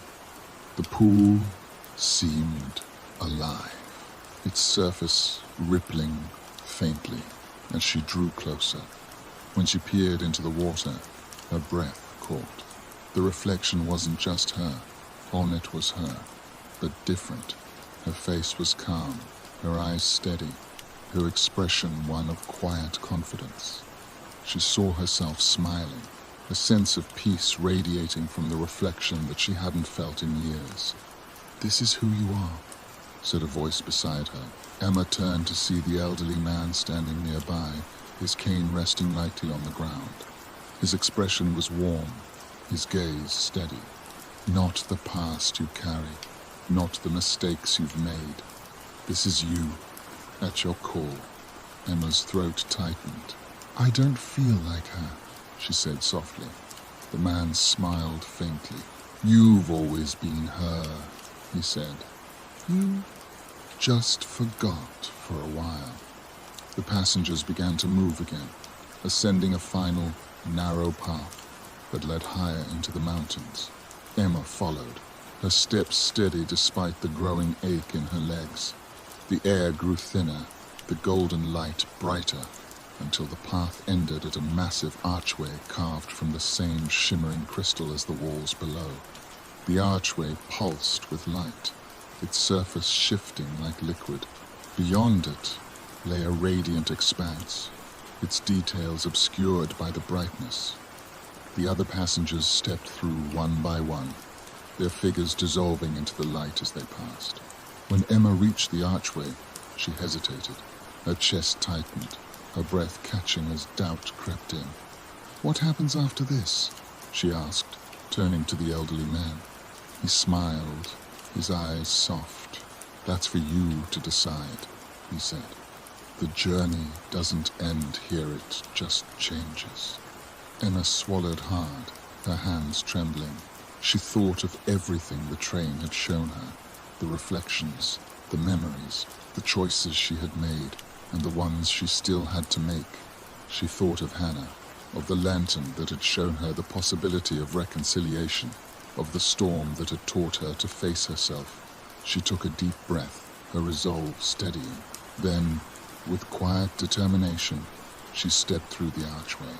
The light enveloped her, warm and all-encompassing. For a moment, Emma felt weightless, her thoughts dissolving into the brightness. The hum of the train faded entirely, replaced by a profound stillness that resonated deep within her. When the light subsided, Emma found herself standing on solid ground once more. The air was crisp and cool, filled with the soft rustle of leaves and the distant sound of birdsong. She stood at the edge of a vast green valley, its rolling hills bathed in golden sunlight. A small path wound through the valley, its direction unknown but inviting. Emma took a step forward, her heart light, her mind clear. The train's journey was over, but hers was just beginning. Emma stood at the edge of the Golden Valley, her gaze sweeping over the rolling hills and the path that wound through them. The train was gone, its hum replaced by the soft sounds of night air, gentle breeze rustling the leaves, the distant call of a bird, the faint murmur of a stream. The valley felt alive in a way she couldn't quite explain. The air was warmer, carrying a subtle energy, that seemed to hum in harmony with her heartbeat. Emma felt lighter, as though the weight of the journey had been lifted from her shoulders. Yet, the path before her was unknown, and the uncertainty of it sent a ripple of unease through her. She turned back, expecting to see the archway she had stepped through, but it was gone. The mountains behind her had dissolved into the horizon, leaving only the valley and the path ahead. "This is where you begin again," a voice said. Emma spun around, startled to see the elderly man with the cane standing nearby. He looked different now, Tala, stronger, his features sharper and more youthful. The cane was gone, replaced by a sense of quiet confidence that radiated from him. "What is this place?" Emma asked. He smiled faintly. "This is the part of the journey only you can walk," he said. "The valley reflects what you carry forward. It's shaped by your choices, your hopes, and your willingness to keep moving." Emma took her first step onto the path, the soft grass cool beneath her feet. The valley seemed to respond to her presence, its light shifting subtly as she moved. The golden sunlight grew warmer, casting soft, dappled shadows across the hills. She noticed flowers blooming along the edges of the path, delicate petals in shades of lavender and cream that swayed gently in the breeze. The air carried a faint melody, a sound so soft it was almost imperceptible. It wasn't until Emma stopped to listen that she realized it was coming from the valley itself. The hills, the trees, the stream, all of it seemed to hum in harmony, a song of quiet encouragement. As she walked, Emma felt the memories of the train's journey begin to settle within her. The reflection station, the infinite corridor, the lantern fields, they were no longer weights to carry, but lessons to guide her. Each step felt deliberate, her mind clearer than it had been in years. The path led Emma to a small clearing where a wooden bench sat beneath the shade of a large oak tree. She sat down, her legs grateful for the rest. The breeze rustled the leaves above her, carrying faint whispers that made her chest tighten. At first, the whispers were indistinct, like fragments of forgotten conversations. But gradually, they grew clearer, their tones soft and familiar. "Anna." She froze, her breath catching. It was Hannah's voice. The whisper wasn't accusing or angry, it was gentle, filled with warmth and understanding. Emma closed her eyes, her chest tightening as the memories flooded back. The arguments, the silences, the regret she had carried for so long. "I'm sorry," Emma whispered, her voice trembling. "I should have said it sooner."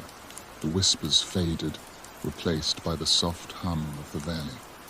Emma opened her eyes, her chest lighter than before.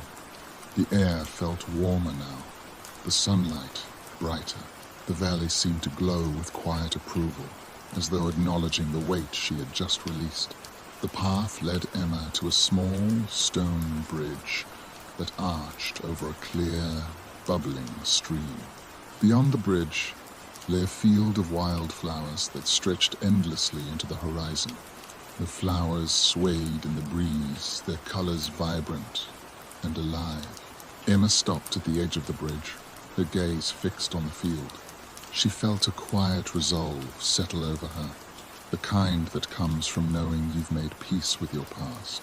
She thought of the lantern in the fields that had shown her the possibility of reconciliation. She thought of the voices in the garden of shadows, the storm that had taught her to face herself, and the mirror in the twilight library that had reflected who she truly was.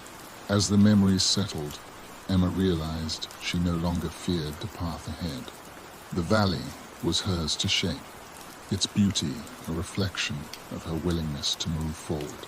With a steady breath, she stepped onto the bridge. The field of wildflowers welcomed her, their colors shimmering in the sunlight. The air was filled with the hum of bees, the chirping of birds, a soft rustle of petals. Emma walked slowly, her heart light, her mind clear. In the distance, she saw a figure standing at the edge of the field. Her breath caught as she recognized the silhouette. It was Hannah. Emma quickened her pace, her steps growing lighter with each one. The distance between them dissolved, and when she reached her, Hannah turned, her face soft with a smile. "Hi, Emma," Hannah said, her voice warm. Tears filled Emma's eyes as she smiled back. "Hi." The valley around them seemed to glow brighter, its light a quiet affirmation of the reunion. The field stretched endlessly before them, its horizon open and inviting. Together, they began to walk. Jacob adjusted his grip on the steering wheel, his fingers tightening as the narrow highway stretched endlessly ahead. The road was flanked by dense rows of pine trees, their towering silhouettes dark against the amber glow of the setting sun. His car's engine hummed steadily, the only sound in the growing silence. He glanced at the GPS mounted on his dashboard. Its screen was blank, the dreaded no signal message blinking softly. "Of course," Jacob muttered, running a hand through his tousled hair. He had taken this trip on a whim, a much-needed escape from the suffocating routine of his life. The past few months had been grueling, long hours at work, an apartment that felt more like a prison cell, and the crushing realization that he couldn't remember the last time he'd done anything just for himself. But now, with the sun dipping below the horizon and the gas gauge hovering dangerously close to empty, the trip felt less like freedom and more like a mistake. The thought of spending the night stranded in the middle of nowhere sent a shiver down his spine. The paper map he'd stuffed into the glove compartment was little help. Its creased folds and faded ink did little to guide him, the tiny dots marking towns and rest stops blurring together in the dim light. He'd been on this road for hours, passing only a handful of rusted signs and abandoned buildings. No other cars, no gas stations, no signs of life, just the endless ribbon of asphalt and the oppressive stillness of the forest. He turned on the radio, desperate for some distraction. Static filled the car, the crackling hiss making him wince. He adjusted the dial, searching for a station, but nothing came through. Even the faint crackle of AM news channels eluded him. "Perfect," Jacob muttered, turning the radio off. The silence that followed felt louder than the static, wrapping around him like a heavy blanket. He rolled down the window slightly, hoping the cool evening air might calm his nerves. Instead, the faint scent of pine mingled with something metallic and sharp, a smell he couldn't quite place. The highway curved sharply, and as Jacob rounded the bend, a flicker of light caught his eye. A wooden sign stood by the side of the road, its peeling paint barely legible in the fading light. Hollow Pines Motel Vacancy. Beneath the words, smaller text read, "Rest easy, stay a while." Relief washed over him, though it was tinged with unease.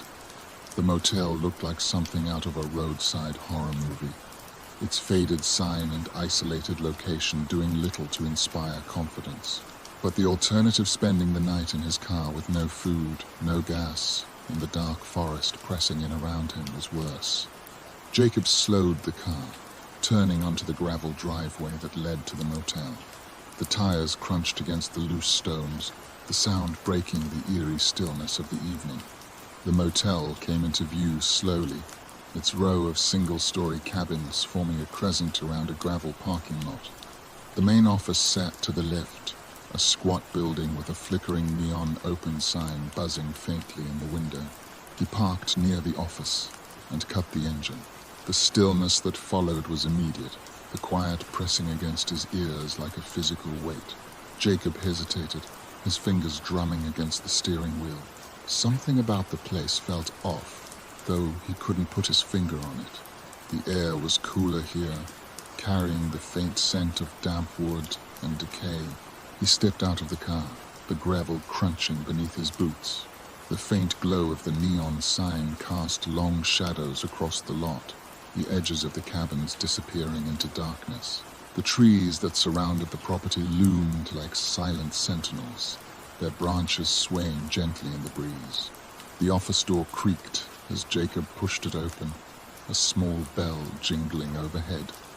The interior was dimly lit, the walls lined with faded photographs and wooden shelves cluttered with knickknacks. A counter separated the room, and behind it sat an elderly man.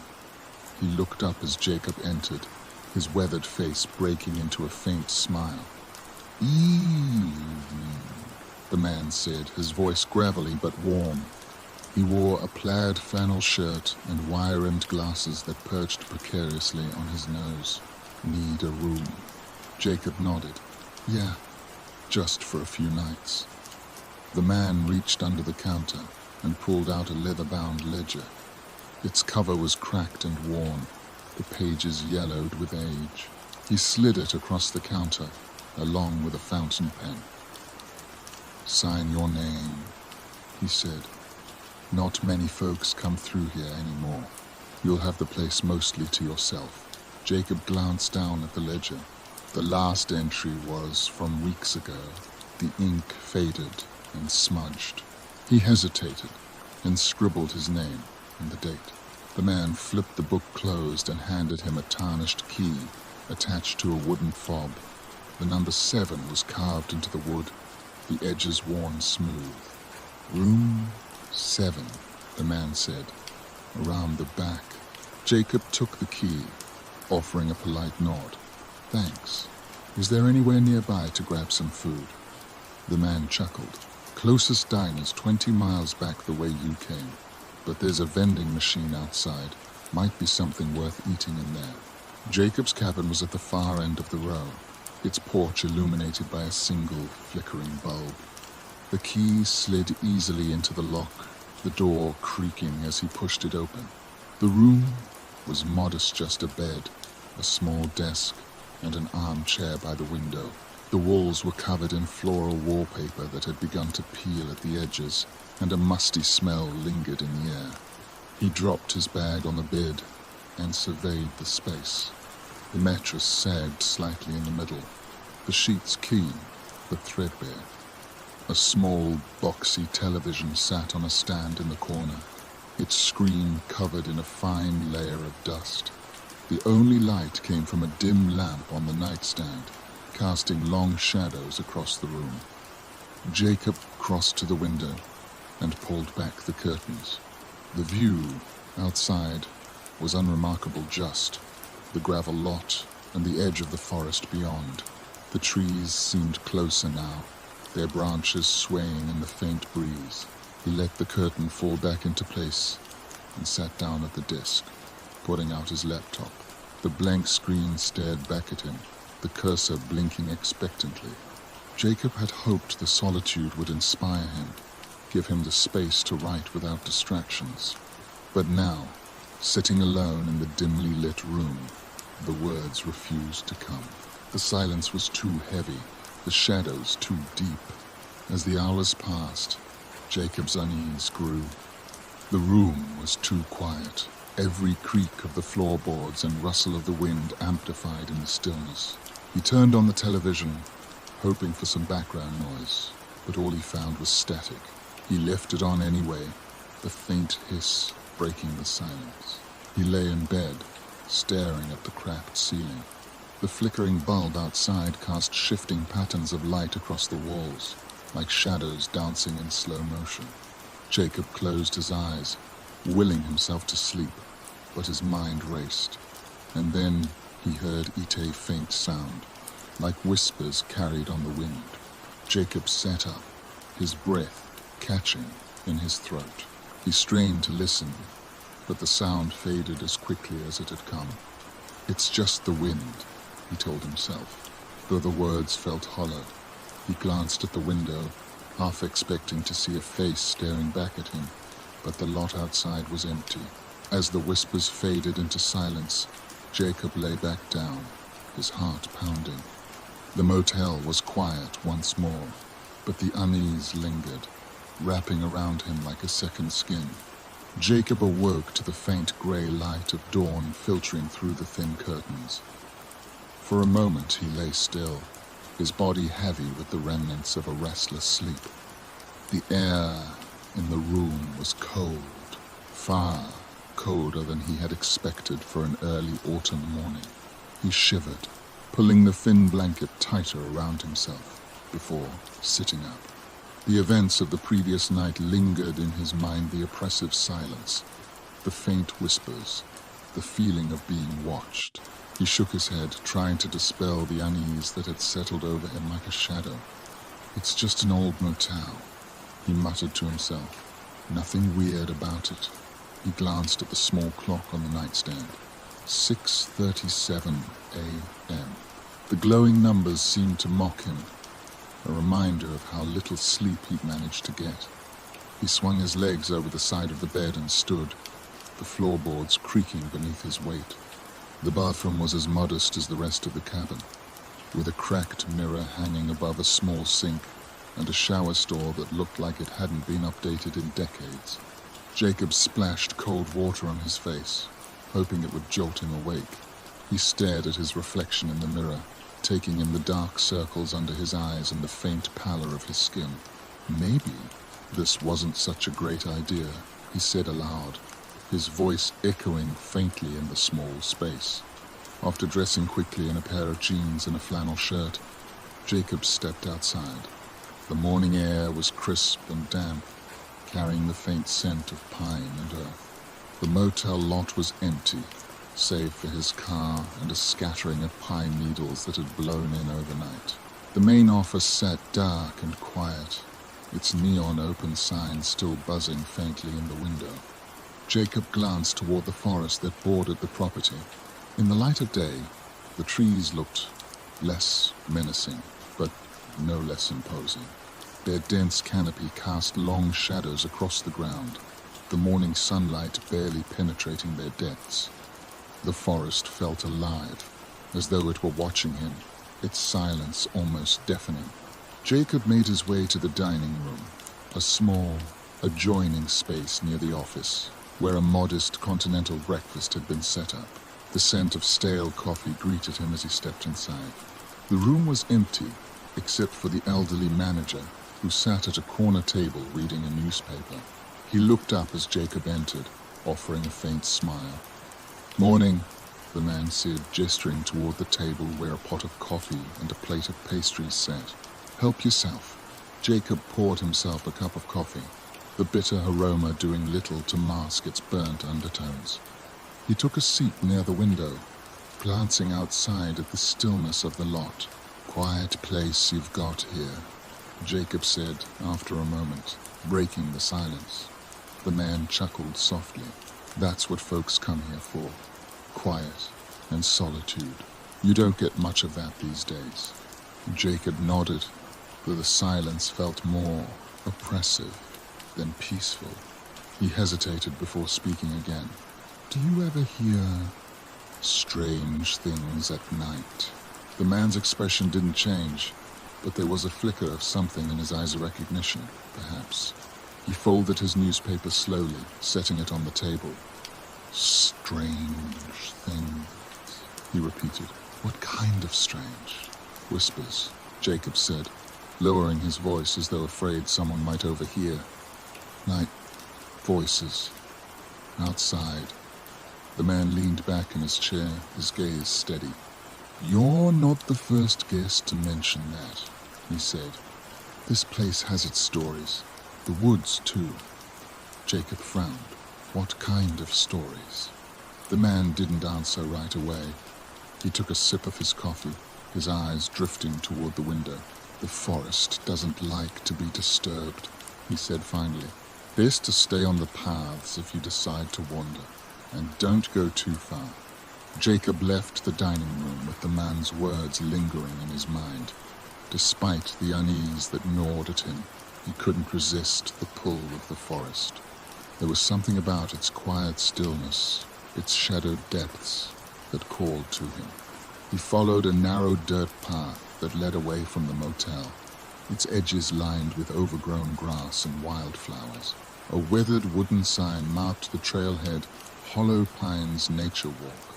The letters were faded and barely legible. The wood splintered from years of exposure to the elements. The trail wound gently through the forest, the dense canopy overhead casting dappled patterns of light and shadow on the ground. The air was cooler here, the scent of pine and damp earth stronger than ever. Jacob walked slowly, his footsteps muffled by the soft dirt beneath him. At first, the quiet was soothing, a welcome reprieve from the constant noise of the city. But as he ventured deeper into the woods, the stillness began to feel unnatural. There were no birds, no rustling leaves, just the sound of his own breathing and the faint crunch of twigs underfoot. Jacob stopped to take a photo of a particularly striking tree, its gnarled branches reaching out like skeletal fingers. As he raised his phone, he thought he saw movement in the corner of his eye, a flicker of shadow among the trees. He lowered the phone quickly, his heart pounding, but when he turned to look, there was nothing there. "Get a grip," he muttered, shaking his head. "It's just your imagination." The trail narrowed as it curved deeper into the forest, the trees growing closer together. Jacob's unease grew with every step, the feeling of being watched gnawing at him like a persistent itch. He was about to turn back when he spotted something up ahead. At first, it looked like a fallen tree blocking the path, but as he approached, he realized it was a makeshift shrine. A cluster of small wooden carvings stood in a circle, their crude shapes resembling animals or people. In the center of the circle was a bundle of dried flowers, tied together with a piece of frayed twine. Jacob knelt to get a closer look, his curiosity outweighing his fear. The carvings were old, their surfaces weathered and cracked. The flowers were brittle, their petals curling at the edges. There was something deeply unsettling about the arrangement, though he couldn't quite say why. Why would someone leave this here? He murmured, more to himself than anything. As he stood, the forest seemed to shift around him. The air grew colder, and the faint scent of flowers mingled with something darker, something acrid and metallic. Jacob's chest tightened as a low whisper reached his ears, soft and indistinct. He turned sharply, his eyes scanning the trees. "Hello?" he called, his voice trembling. "Is someone there?" The whispering stopped, replaced by a heavy silence. Jacob's heart pounded as he backed away from the shrine, his steps quick and unsteady.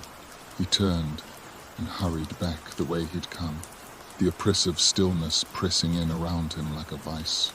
By the time Jacob returned to the motel, the sun was beginning to set. The golden hues of dusk cast long shadows across the gravel lot, the flickering porch lights giving the cabins an eerie glow.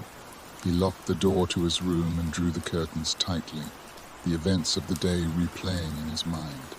He tried to write, hoping the act of putting words on the screen would distract him, but his thoughts were too scattered. The shrine, the whispers, the strange energy of the forest, it all felt too real, too vivid to dismiss as his imagination. As night fell, the silence returned, heavier than before. Jacob lay in bed, staring at the ceiling, his body tense with anticipation. The whispers began around midnight, faint at first, like wind brushing against the window. But this time, they were louder, more distinct. Jacob sat up, his breath catching in his throat. The whispers seemed to come from everywhere at once, their tone urgent and insistent. He pressed his hands over his ears, but it did little to block the sound. "Stop," he whispered, his voice shaking. "Please, stop." The whispers fell silent, leaving the room in an oppressive stillness. Jacob lay back down, his body trembling. Sleep didn't come easily that night, and when it did, his dreams were filled with shadows and whispers that refused to let him go. The bathroom mirror reflected a version of Jacob he barely recognized. His face was pale, the bags under his eyes darker than they had been the day before. He splashed cold water onto his face, hoping to jolt himself into wakefulness. The chill helped, but it didn't erase the sense of unease that had settled deep in his chest. As he dressed, his mind wandered back to the shrine he'd found in the woods. The crude carvings, the bundle of dried flowers, and the metallic scent that had filled the eret all felt like part of some larger, incomprehensible puzzle. The thought of returning to the trail filled him with dread, but his curiosity nagged at him like an itch he couldn't scratch. After pulling on his boots, Jacob left the cabin, the door creaking on its hinges as it swung shut behind him. The air outside was crisp and damp, carrying the faint scent of pine and earth. The gravel lot was empty, save for his car and a scattering of fallen leaves. The office light was on, the familiar neon open sign buzzing faintly in the window. The dining room was as quiet as it had been the day before. The same pot of bird coffee sat on the warmer, and a plate of stale pastries occupied the table. Jacob poured himself a cup, grimacing at the bitter smell, and took a seat near the window. The elderly manager entered a moment later, his flannel shirt tucked neatly into his jeans. He carried a steaming mug of his own, his expression calm but watchful. "Morning," the man said, taking a seat at a nearby table. "Sleep any better last night?"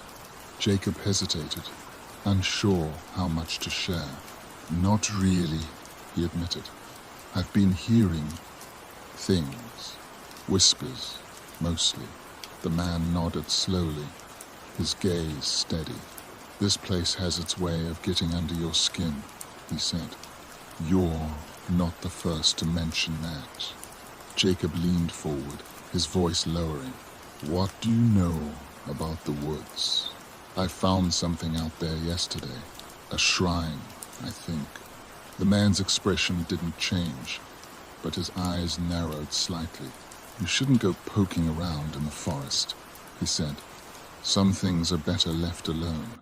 "What do you mean?" Jacob pressed. "What's out there?" The man sipped his coffee, his silence stretching uncomfortably long. "The woods have their stories," he said finally. "They've been here longer than any of us. People think they're just trees and dirt, but there's something about them, something alive. They don't take kindly to strangers." Jacob's chest tightened. "Are you saying the woods are haunted?" The man chuckled softly, though there was no humor in it. "Call it haunted if you want. But whatever you do, don't go back there. You've seen enough." Jacob left the dining room with more questions than answers. The manager's words only deepened his unease, but they did little to curb his curiosity. The shrine in the woods felt like a thread in a larger tapestry, one that Jacob was determined to unravel. He spent the morning wandering the motel grounds, hoping to clear his head. The cabins were quiet, their weathered exteriors blending into the surrounding forest. The vending machine near the office hummed softly, its offerings limited to stale chips and soda. By mid-afternoon, Jacob's resolve had solidified. Against the manager's advice, he decided to return to the trail. Something about the shrine felt unfinished, as though it held answers he was meant to find. The dirt path leading into the forest felt narrower this time, the trees pressing closer together as though trying to bar his way.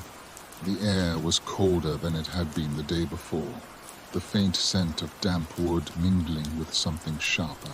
Jacob walked slowly, his footsteps muffled by the soft earth. The quiet was oppressive, the absence of bird song or rustling leaves unsettling. He kept his eyes on the trail, his pulse quickening as he approached the spot where he'd found the shrine. It was still there, just as he'd left it.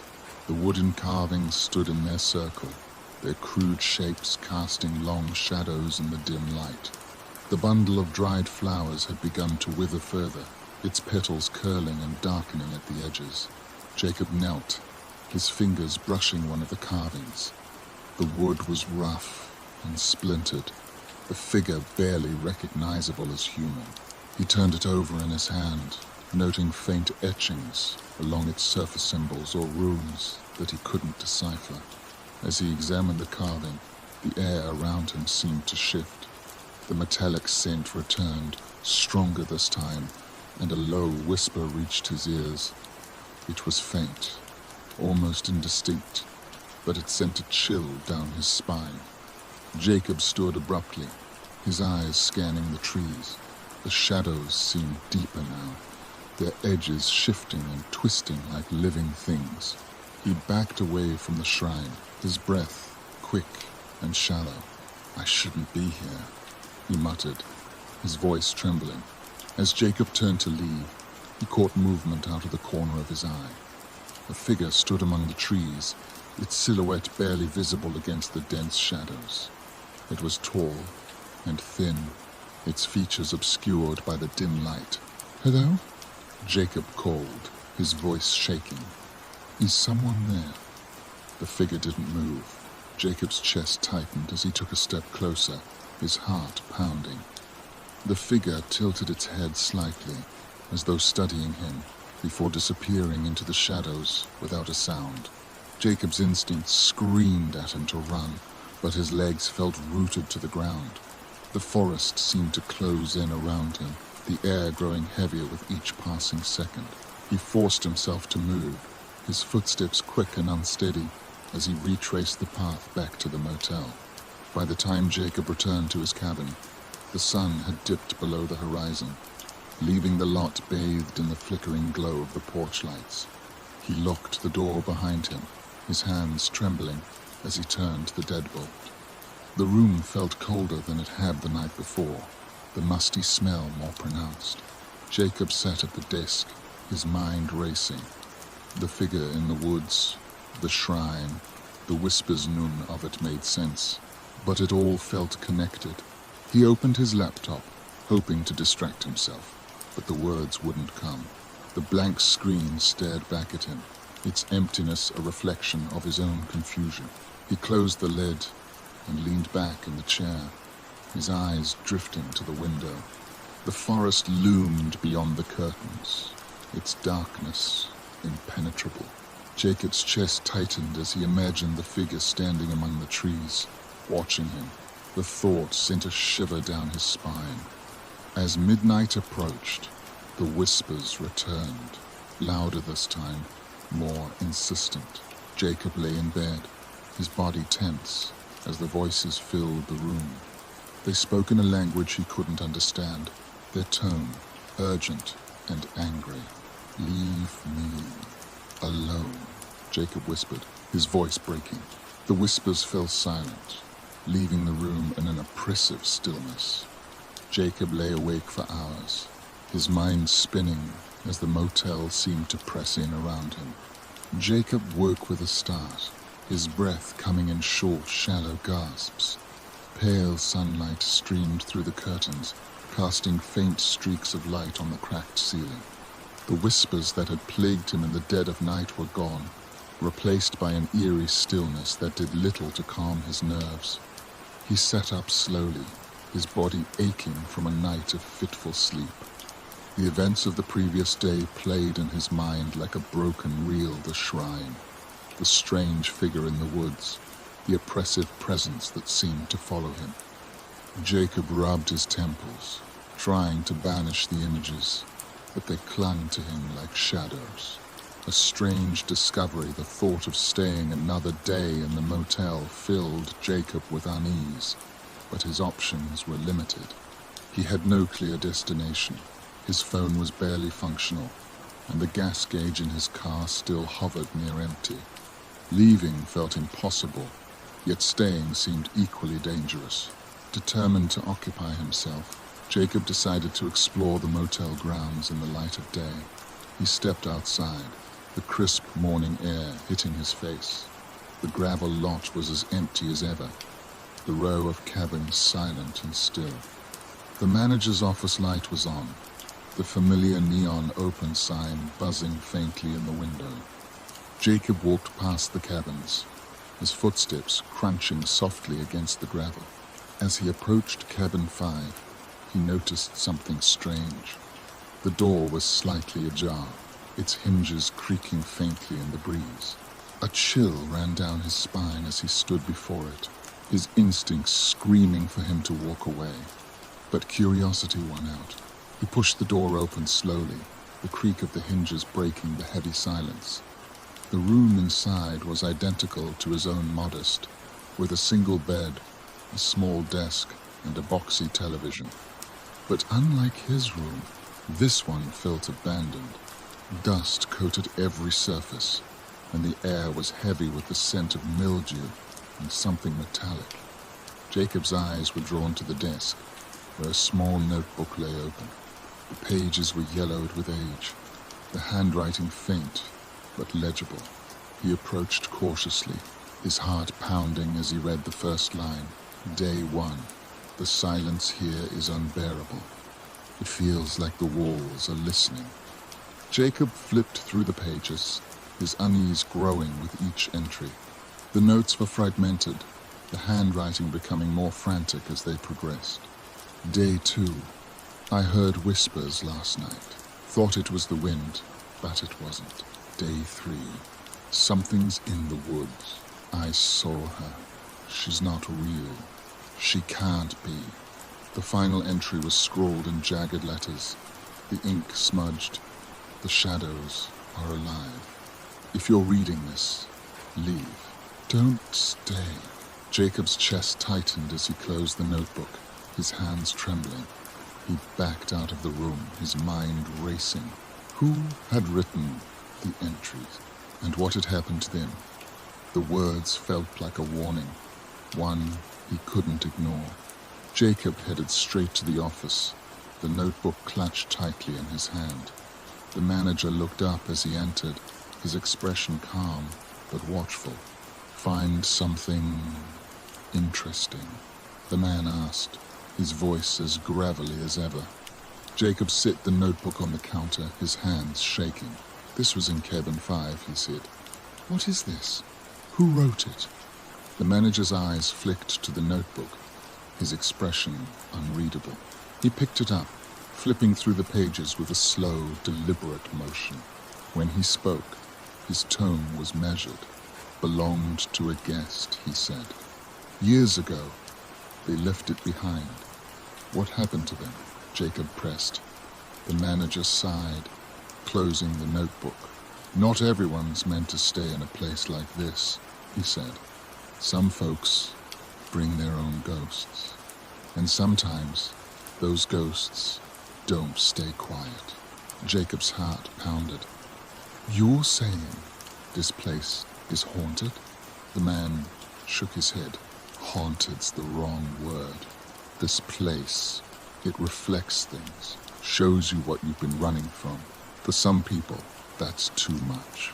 Jacob spent the rest of the day in a haze, the manager's words replaying in his mind. He couldn't shake the feeling that there was more to the motel than the man was letting on. The notebook, the whispers, the oppressive presence, they all pointed to something deeper, something he needed to understand. Against his better judgment, Jacob decided to return to the trail. The sun hung low in the sky as he retraced his steps. The forest bathed in a warm, golden light. The path felt narrower than before, the trees pressing closer together. The quiet was as unsettling as ever, the absence of birdsong and rustling leaves making his footsteps sound unnaturally loud. When he reached the shrine, he paused, his chest tightening. The wooden carvings stood in their circle, their crude shapes casting long shadows on the ground. The bundle of dried flowers had withered further, their petals crumbling into the dirt. Jacob knelt beside the shrine, his fingers brushing one of the carvings. The faint etchings on its surface caught his eye against symbols or runes he couldn't decipher. As he studied them, a sudden chill swept over him, and the metallic scent returned, sharp and acrid. The whispers began softly, barely audible over the sound of his own breathing. Jacob froze, his heart racing as the voices grew louder, more distinct. He couldn't make out the words, but their tone was urgent, almost pleading. A branch snapped behind him, and Jacob whipped around, his breath catching.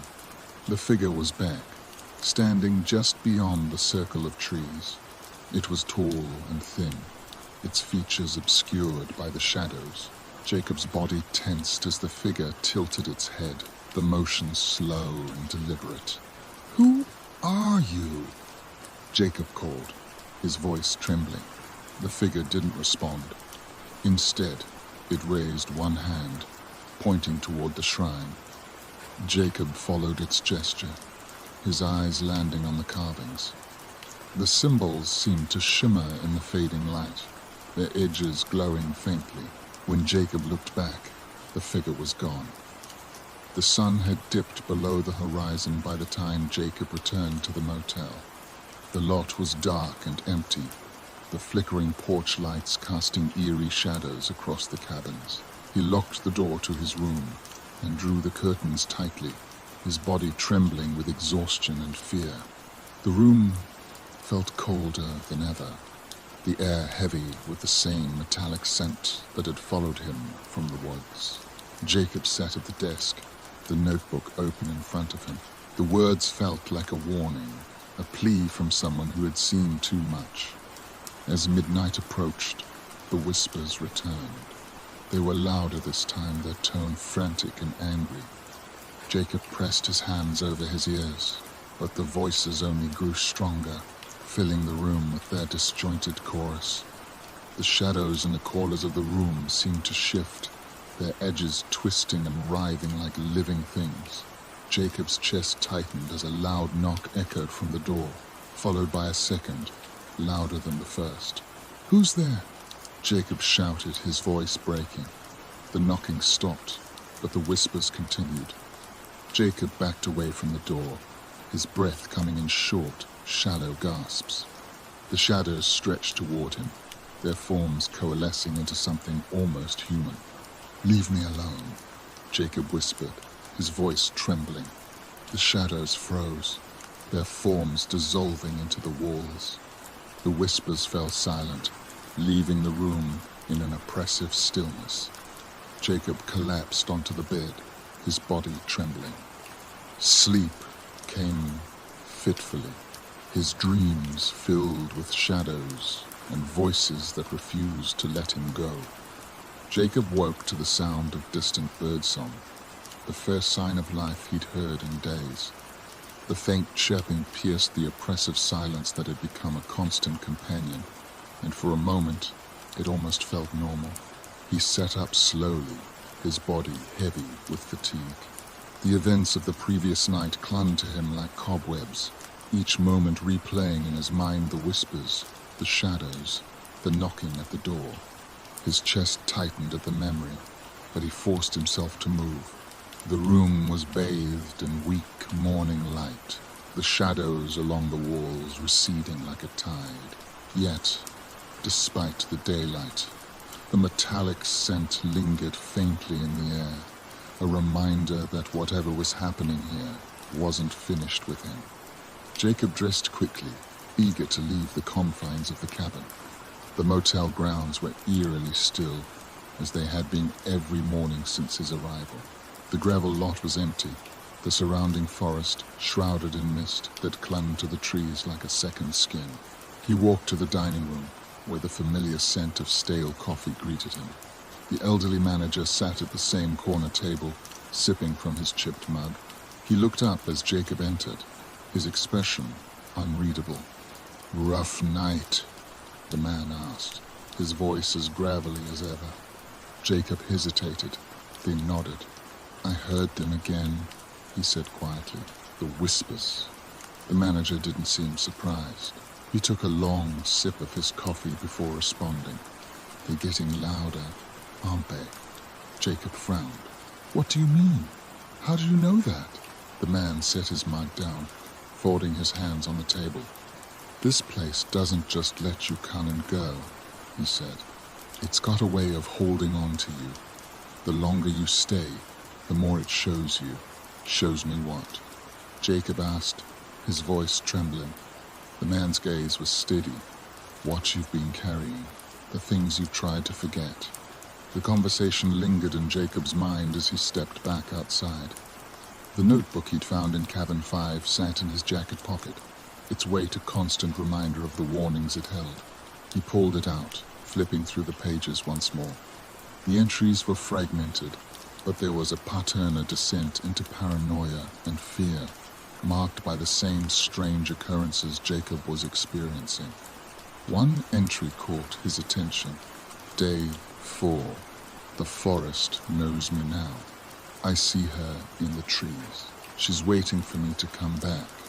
Jacob's heart raced as he read the words. He couldn't shake the feeling that the her mentioned in the journal was the same figure he'd seen among the trees.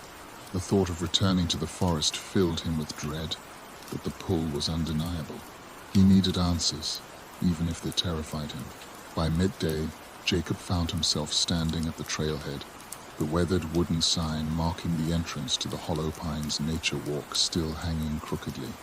The forest seemed darker today, the sunlight struggling to penetrate the dense canopy.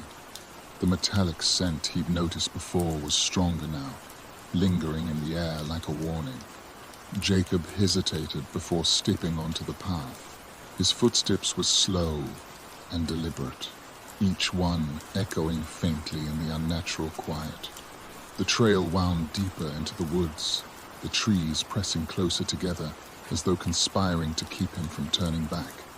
When he reached the shrine, Jacob froze. It was different this time. The wooden carvings had been rearranged, their positions more deliberate, as if someone or something had been here after him. The bundle of flowers at the center had been replaced with fresh ones, their vibrant petals a stark contrast to the withered offerings from before. Jacob's pulse quickened as he knelt to examine the carvings. The symbols etched into the wood seemed to glow faintly, their edges pulsing with a soft light. He reached out to touch one, but the moment his fingers brushed the surface, a sharp whisper cut through the silence. "Leave." Jacob jerked his hand back, his breath catching in his throat. The voice was unmistakable, soft but commanding, filled with an authority that made his chest tighten. He stood abruptly, his eyes scanning the forest. "Who's there?" he called, his voice trembling. The forest remained silent, but the air grew colder. Jacob took a step back, his heart racing. The shadows among the trees seemed to shift, their edges twisting and coiling like smoke. He turned and hurried back down the trail, the feeling of being watched pressing heavily against his back. Jacob returned to the motel as the sun began to set, the golden light casting long shadows across the gravel lot. He locked the door to his cabin and drew the curtains tightly, his body trembling from the encounter. The room felt colder than ever, the metallic scent stronger, as though it had followed him from the forest. He sat at the desk, his hands gripping the edges as he tried to steady his breathing. The notebook lay open in front of him, the cryptic entries blurring together in his mind. He flipped to the final page, his heart sinking as he read the last line. Day 5. The boundary is breaking. She's coming. Jacob stared at the words, his chest tightening. The boundary. What did it mean? And who or what was she? His thoughts were interrupted by a faint knock at the door. It was soft at first, barely audible, but it grew louder with each repetition. "Who is it?" Jacob called, his voice shaking. The knocking stopped abruptly, leaving the room in silence. Jacob stood slowly, his feet dragging as he approached the door. He pressed his ear against the wood, listening intently, but there was nothing, no movement, no whispers, just the heavy stillness of the motel. As he backed away, the whispers began again. They were louder now, more insistent, their tone urgent and angry. Jacob clutched his head, his hands pressing against his ears. But the voices only grew stronger. "Stop," he whispered, his voice trembling. "Please stop." The whispers fell silent, replaced by a faint tapping at the window. Jacob turned sharply, his breath catching as he saw a shadow move past the curtains. The figure was back, its silhouette unmistakable.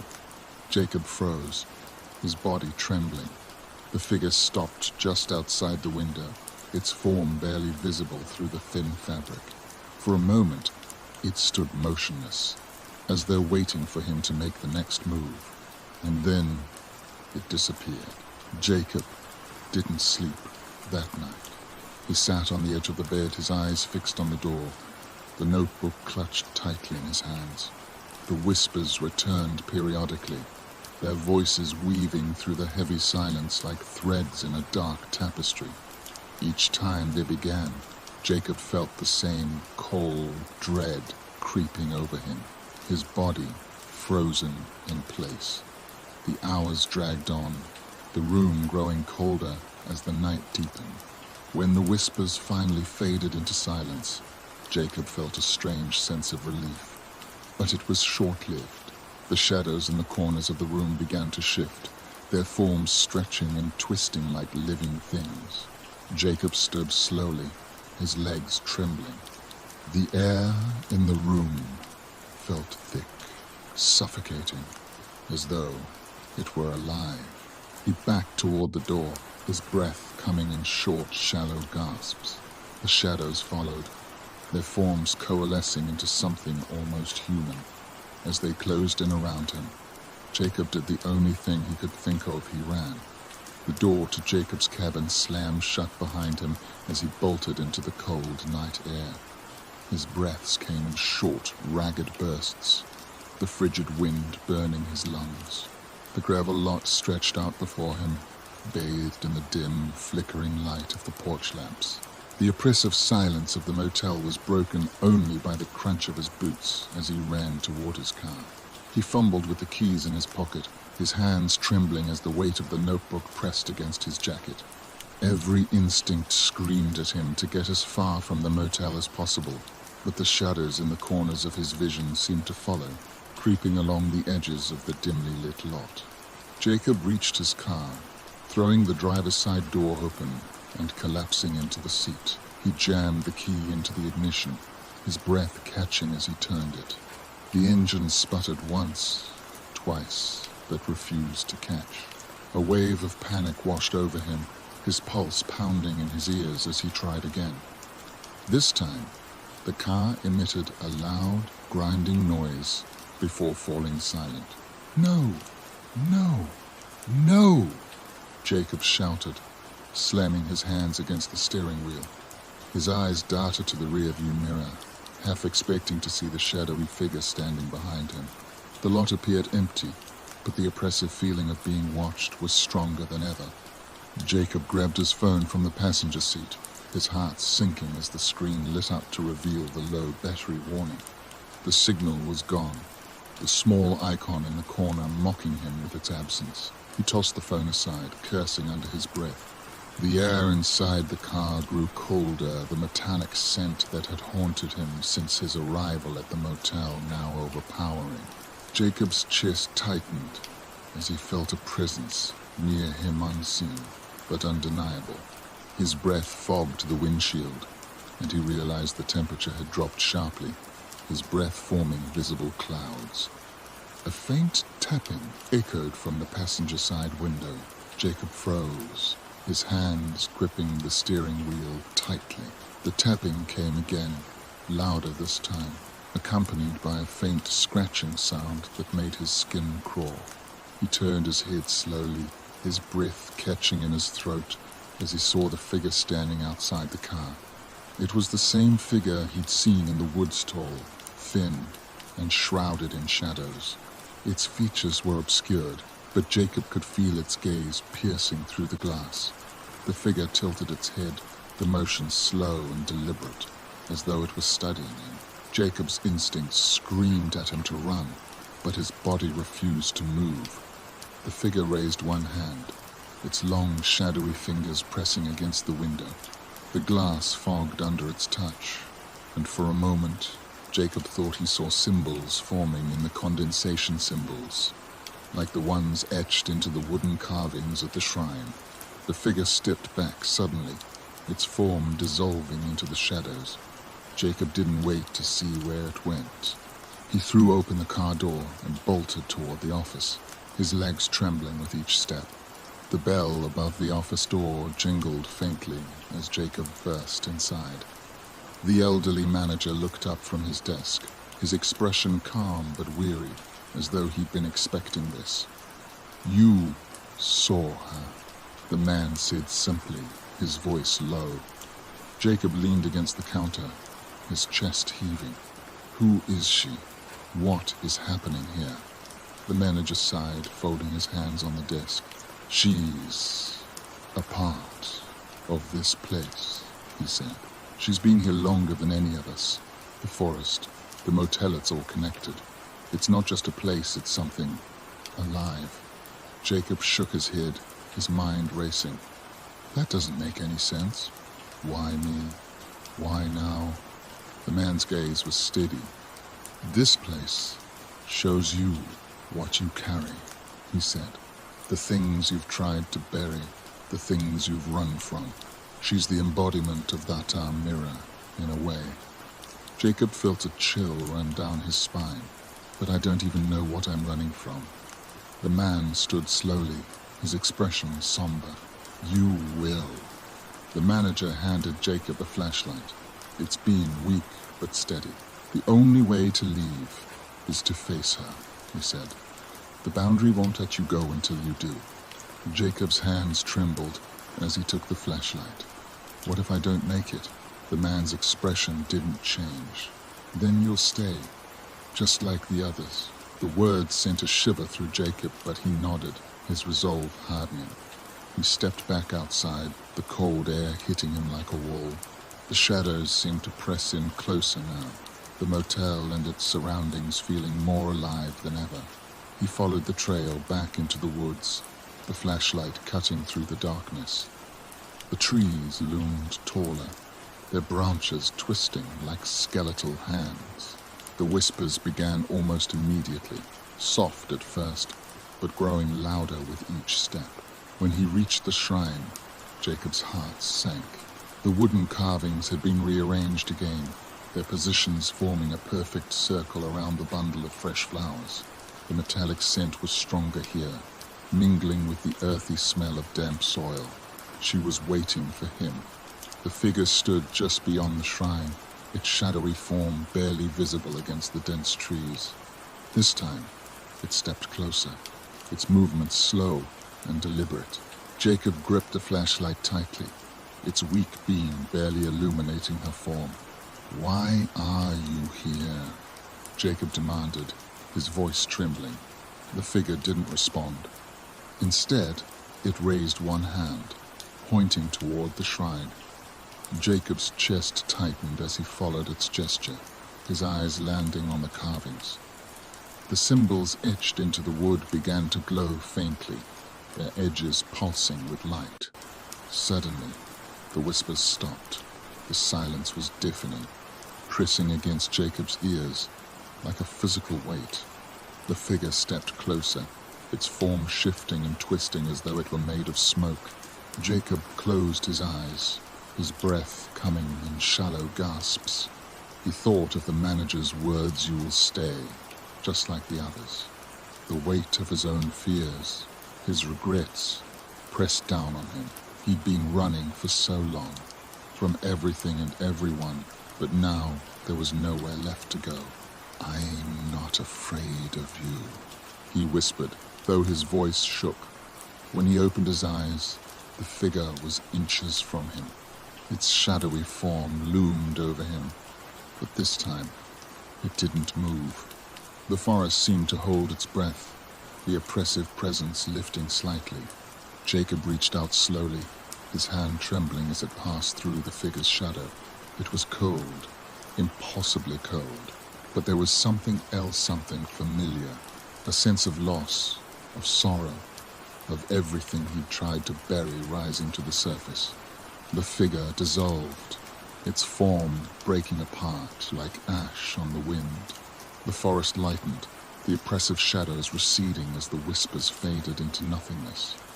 Jacob woke to the sound of birdsong, the sunlight streaming through the curtains brighter than it had been in days. He sat up slowly, his body aching, but his mind strangely clear. The events of the night felt like a dream, but the notebook on the desk told him otherwise. He packed his things quickly, eager to leave the motel behind. As he stepped outside, the manager stood by the office, watching him. He raised a hand in farewell, his expression unreadable. Jacob didn't stop to say goodbye. He climbed into his car, turning the key with trembling hands. This time, the engine roared to life. The motel grew smaller in the rearview mirror as he drove away, the weight on his chest lifting with each passing mile. The forest stretched endlessly on either side of the road, but the shadows no longer seemed to follow.